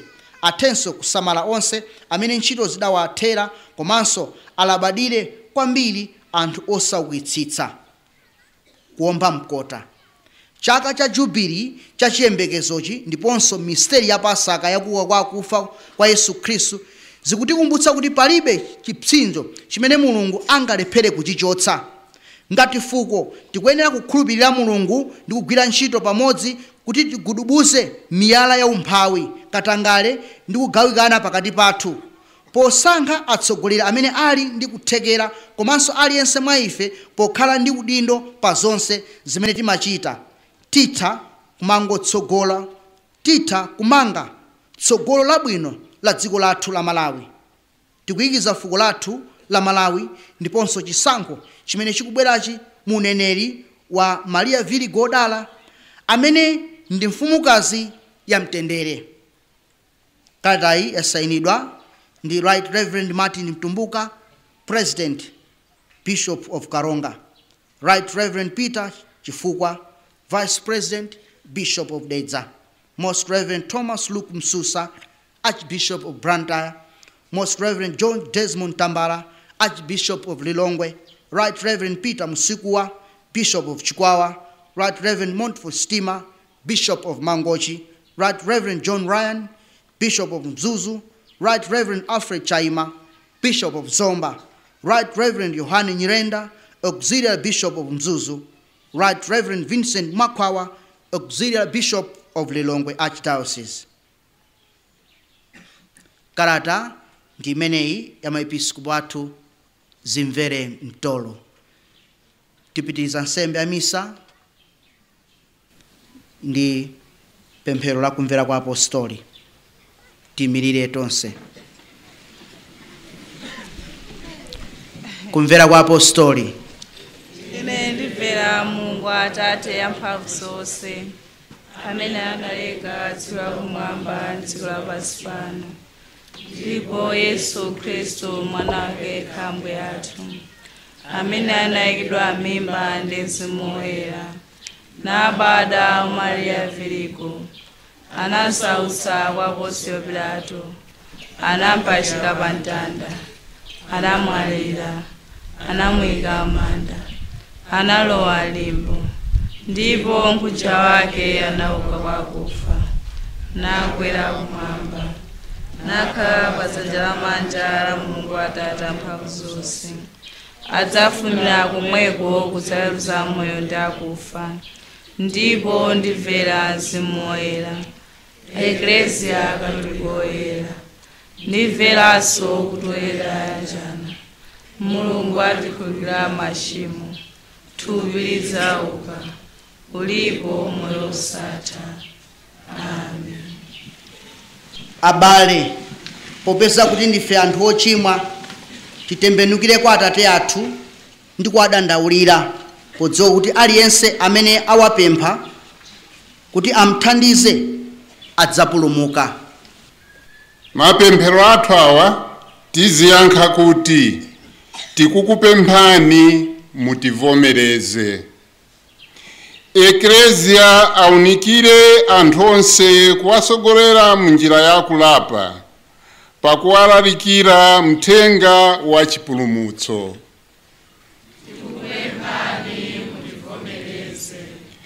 Akhristu ofoka ndi olowerera azizimuke m'mitima mwawo ndi kubwerera kwa Mulungu pokumbukira chifundo chozama cha Yesu Khristu.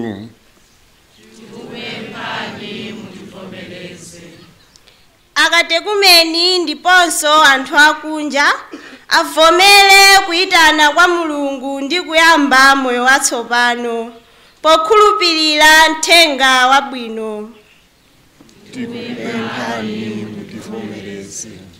Ife tonse tili muno tilimbikire kuchita zolungama ndi kuonesa anthu onse mtima wachifundo, podziwa kuti ino ndi nthawi ya chipulumutso.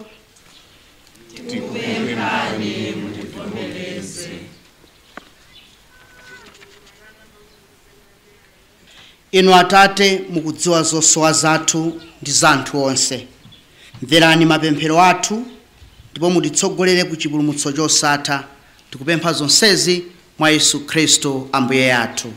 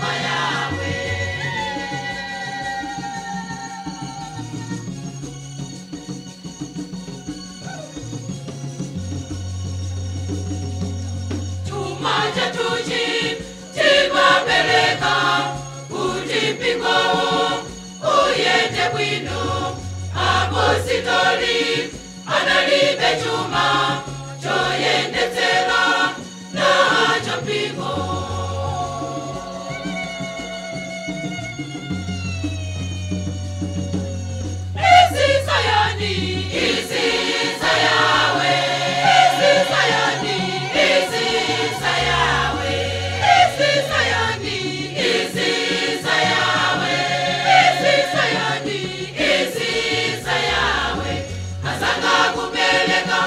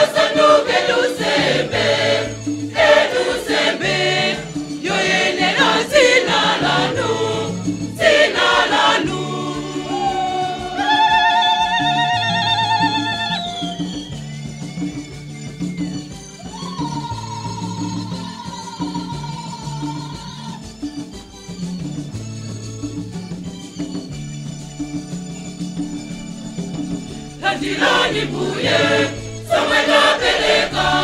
Landilani mbuye, ae tatuna. Landilani mbuye, somwenda peleka.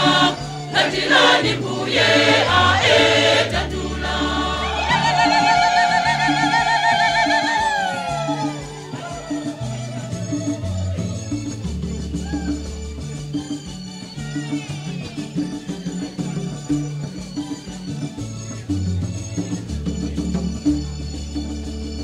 Mbuye Yesu tifanane, tifanane, dinu ni ayanu, kama yanu, kuti ifeso tikale, sotikale, sebeya tate atu, tate atu.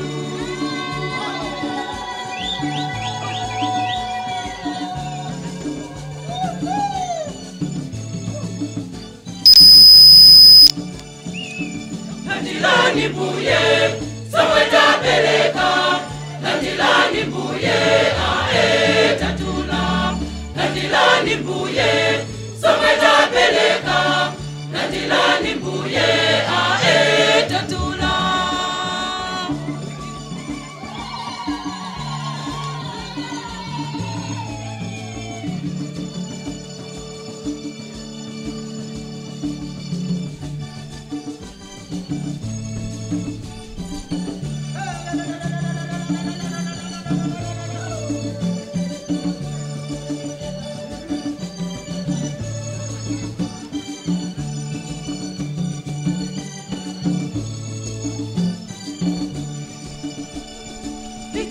Zimu oyera, zimu oyera, yereza ni bredi vinyo, sienele kusanduka, sembeya chipulumuto, pulumuto.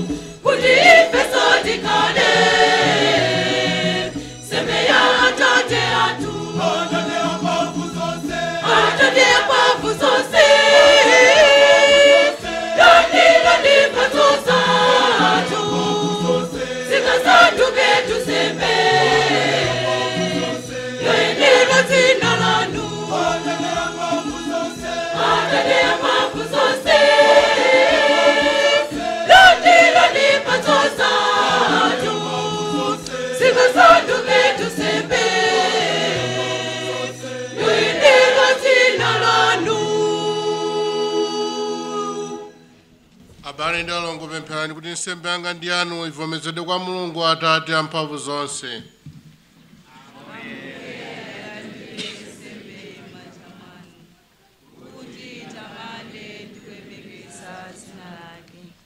Ndipo ikhale yapindu kwa ife ndi kwa mpingo wake oyera onse. Inu Ambuye tikupemphani kuti mutipatse mtima woyenera kuti tipereke mphatso izi, chifukwa kudzera mu mphatso zimenezi tikondwerera chiyambi cha nyengo yolemekeza ndi oyerayi mwa Yesu Khristu Ambuye athu.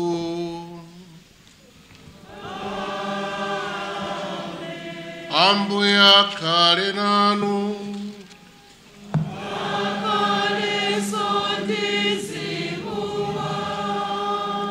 Kwezani mitima kumwamba.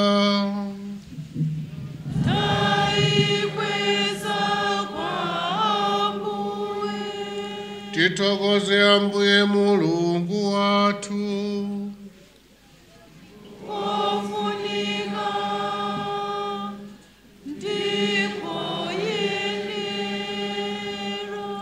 Zoonadi nkofunika ndi kuyenera ndi udindo wathu ndi chipulumutso chathu nthawi zonse ndi pamalo ponse kuti tikuthokozeni Ambuye Atate oyera, Mulungu wamphamvu zonse ndi wamuyaya mwa Khristu Ambuye athu. Pakupunguza masiku 40 Yesu adapatula masiku amenewo kuti ndiyo nthawi yakudzilanga. Pakugonjetsa demoni onyenga uja adatiphunzitsa kulimbana nazo zinyengo. Tikatero tidzatha kuchita chaka cha Pasaka ndi mtima woyera mpaka pamene tidzakondwere kumwamba pa nthawi zosatha. Choncho limodzi ndi angelo ndi gulu oyera tikuyimba nyimbo ya ulemu wanu, ndipo mosalekeza tikuyimba kuti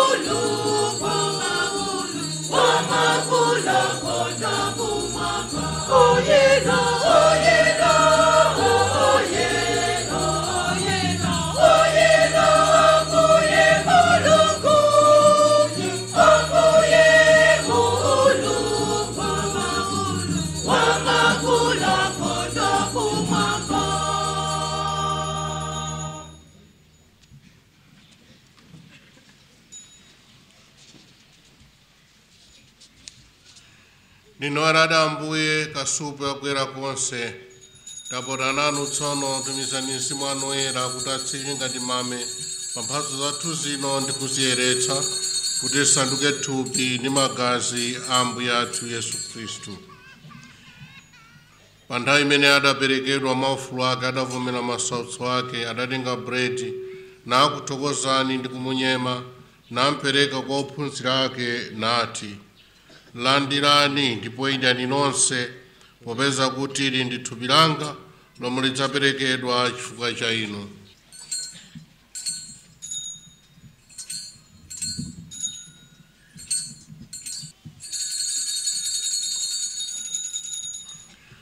Chimodzimodzi atatha kudya adatenga chikho nakuthokozaninso ndi kuchipereka kwa ophunzira ake nati, landirani ndipo imwani nonse, popeza kuti ichi ndi chikho cha magazi anga, magazi pano chatsopano ndi chosatha, amene adzatsiridwa chifukwa cha inu ndi anthu ambiri kuti afafanize machimo.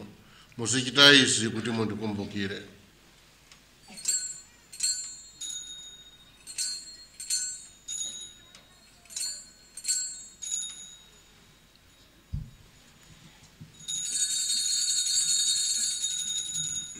Misteri ya chikhulupiriro.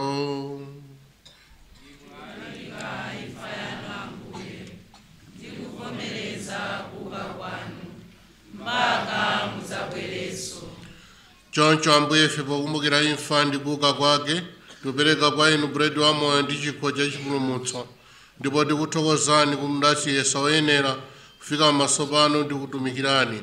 Tikupemphani modzichepetsa kuti polandira thupi ndi magazi a Khristu, Mzimu Woyera atisonkhanitse ndi kutisandutsa amodzi. Mukumbukire Ambuye mbumba yanu yobalalika pa dziko lonse lapansi, ndipo mufikitse chikondi chake pake penipeni, limodzi ndi Francis papa wathu, George archiepiscopi wathu, ndi Vincent Makwawa mthandizi wake ndi ansembe onse.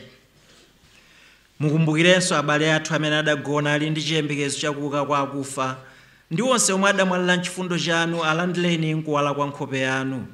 Tapota nanu mutichitire ife chifundo, kuti pamodzi ndi Virgo Maria amayi a Mulungu ndi Yosefe odala mwamuna wake, ndiponso apostoli odala, ndi oyera onse amene adakomera inu pansi pano pa mibado ndi mibado, nafenso tikhale oyenera kulandira nawo moyo osatha, ndikakuyamikani ndikakutamandani kudzera mwa mwana wanu Yesu Khristu. Kudzera mwa iye, pamodzi naye mwa iye, inu Mulungu Atate amphamvu zonse, limodzi ndi Mzimu Woyera, ulemu wonse ndi ulemerero ndi wanu pa nthawi zosatha. Amen.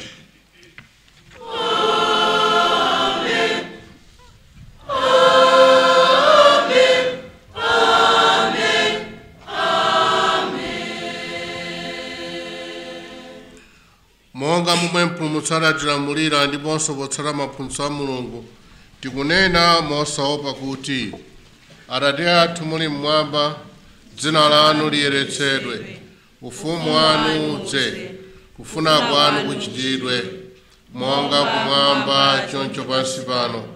Mutipatse ife lero chakudya chathu lero, mutikhululukire ife zochimwa zathu, monga ifenso tiwakhululukira adani athu, musatisiye ife m'chinyengo, koma mutipulumutse ife kwa zoyipa. Mutipulumutse ife Ambuye kwa zoyipa zonse, mwa chifundo chanu mutipatse mtendere masiku athu ano, kuti ndi chithandizo cha chifundo chanu titetezedwe ku machimo ndi zoopsa zonse, pamene tikudikira mwa chiyembekezo kubwera kwa mpulumutsi wathu Yesu Khristu. Popeza kuti ufumu, mphamvu ndi ulemerero ndi wanu nthawi zonse. Ambuye Yesu Khristu, amene mudauza apostoli anu kuti, ndikusiyirani mtendere, mtendere wanga ndikupatsani, musayang'ane machimo athu koma chikhulupiriro cha mpingo wanu, ndipo mwakufuna kwanu mupatse mtendere umodzi, inu amene muli ndi moyo ndi ufumu pa nthawi zosatha. Mtendere wa Ambuye ukhale nanu nthawi zonse. Ukhalenso ndi mzimu wanu. Tiyeni tifunirane mafuno a mtendere.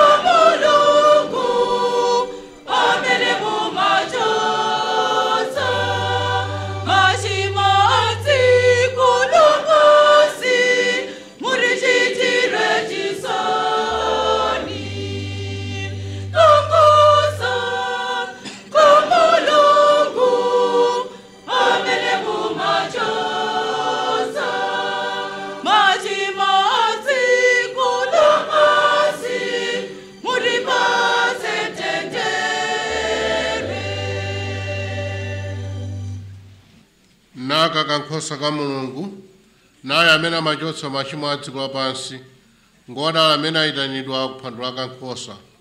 Ambuye,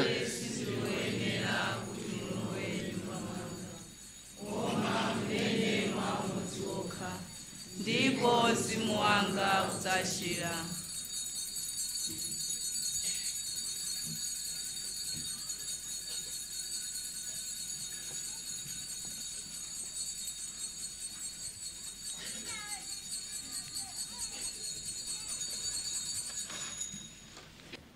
Tsopano yakwana nthawi ya mtengo wapatali imene tikulandira Ambuye Yesu okhala mu Ukaristiya. Timafuna tikumbutse kuti amene ali nakulandira Ukaristiya ndi akatolika okhawo amene alibe choletsa china chilichonse kapena chokayikitsa china chilichonse. Nkutheka kuti pakati pathu tili ndi amipingo ina, tikupemphani kuti Mulungu okhala pamene mwakhalapo musabwera kutsogolo kulandira Ukaristiya. Dongosolo lathu likhala motere popeza ansembe alipo ochuluka, achipembedzo mutithandize kulondolera kuti ayime malo oyenera kuti athu akhoza kulandira Ukaristiya. Ena tibwera kutsogolo kuno, koma ena ansembe atipeza kumene tiliku. Chonde achipembedzo tithandizeni. Zikomo kwambiri.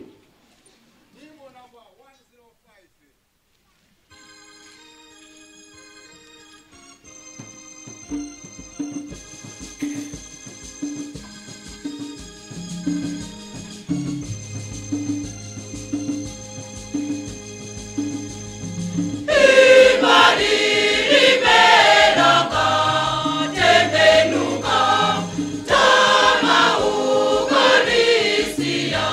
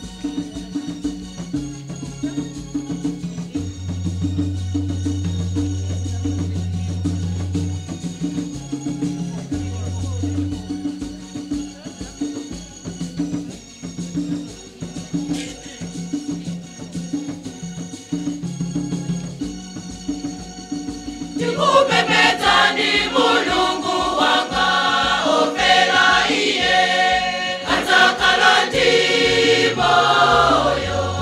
Sindikuona ndi mukalisia ofera iye atakala ndi moyo. Kutiwitsa inu ndikulepera ofera iye atakala ndi moyo. Kuti mundikonda nditunadziwa ofera iye atakala ndi moyo. Yesu adanena tinekate ojogera kumwamba. Yemwe adzaja kate atakala ndi moyo. Yesu adanena tinekate ojogera kumwamba. Yemwe adzaja kate atakala ndi moyo.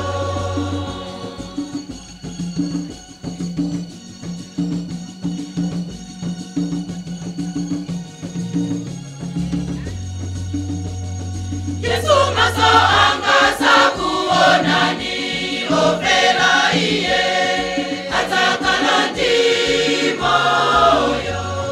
Ndipo manja anga sakukuzani ofera iye atakala ndi moyo. Wamandikumbuka mawanu waja ofera iye atakala ndi moyo. Ilitubiranga ditundifera ofera iye atakala ndi moyo. Yesu adanena tinekate ojogera kumwamba. Yemwe adzaja kate atakala ndi moyo. Yesu adanena tinekate ojogera kumwamba. Yemwe adzaja kate atakala ndi moyo.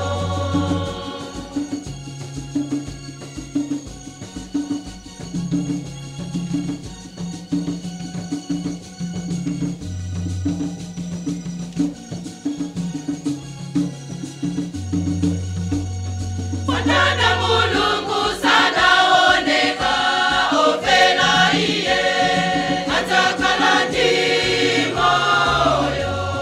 Kuna muntu yemwe sindimuona ofera iye atakala ndi moyo. Koma ndipomera Ambuye Yesu ofera iye atakala ndi moyo. Kuti inu ndinu Mulungu ndi mutu ofera iye atakala ndi moyo. Yesu adanena tinekate ojogera kumwamba. Yemwe adzaja kate atakala ndi moyo. Yesu adanena tinekate ojogera kumwamba. Yemwe adzaja kate atakala ndi moyo. There is a nyimbo number 104.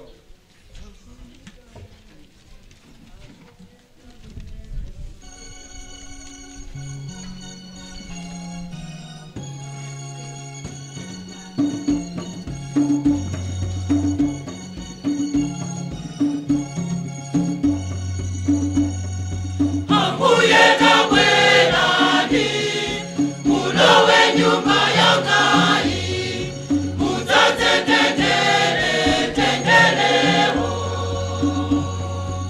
Ambuye tabwerani mulowe nyumba yangai mutatendeleho. Itambuye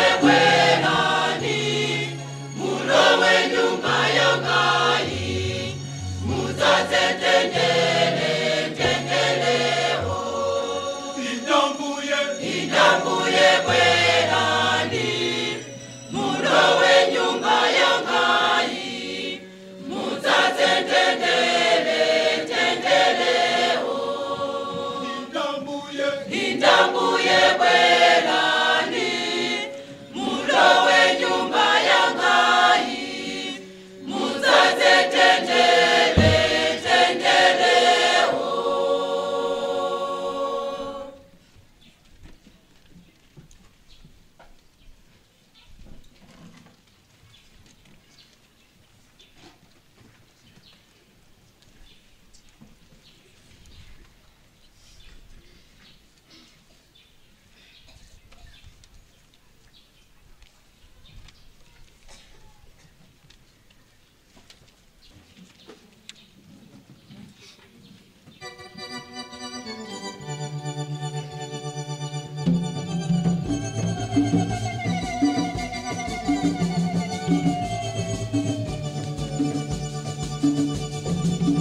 Mulungu watu wapata chifukwa amatikonda, ayenera kutokoza, ayenera kutokoza.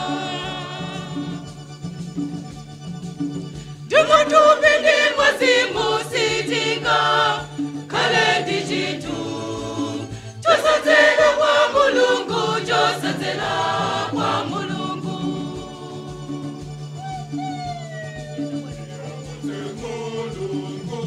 Ambuye titokoze Mulungu chifukwa amatikonda, ayenera kutokoza, ayenera kutokoza.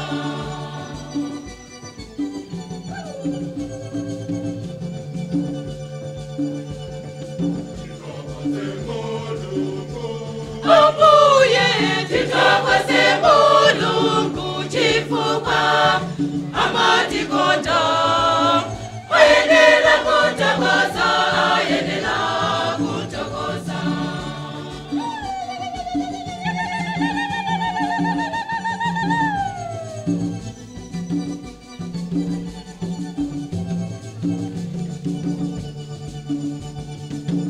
Mudolenga tose litulelo, tisunga ninu, simuzati mana kantu, simuzati mana kantu.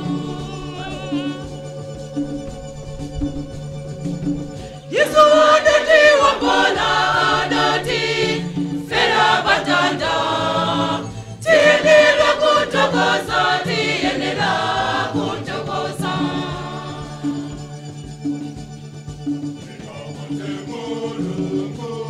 Ambuye titokoze Mulungu chifukwa amatikonda, ayenera kutokoza, ayenera kutokoza.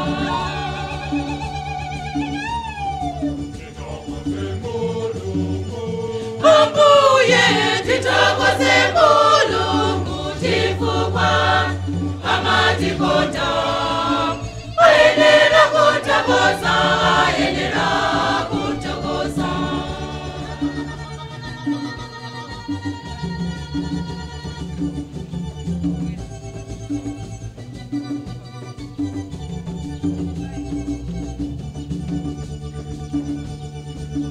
Yesu lemutoko Mulungu chifukwa amatikonda, ayenera kutokoza, ayenera kutokoza.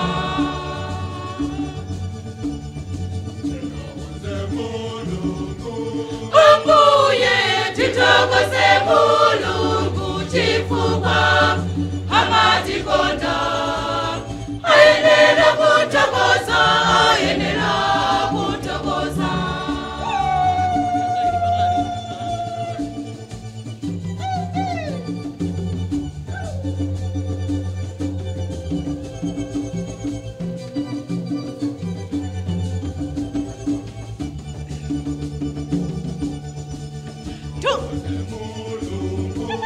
Ambuye titokoze Mulungu chifukwa amatikonda, ayenera kutokoza, ayenera kutokoza.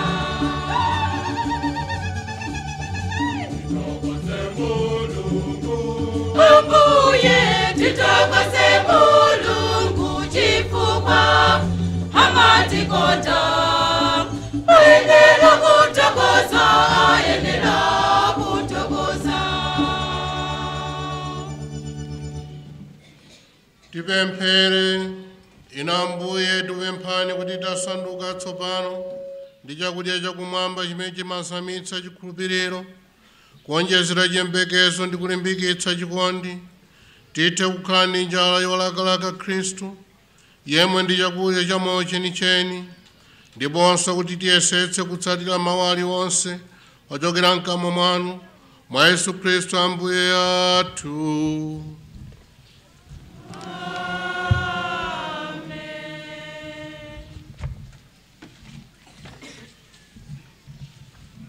Ambuye akhale nanu.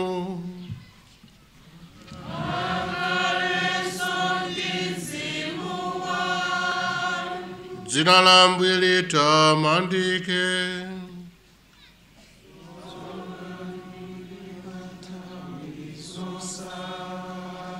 Chithandizo chathu chili m'dzina la Ambuye. Amene adalenga zakumwamba ndi zapansi pano. Akudalitseni Mulungu wamphamvu zonse, Atate ndi Mwana ndi Mzimu Woyera.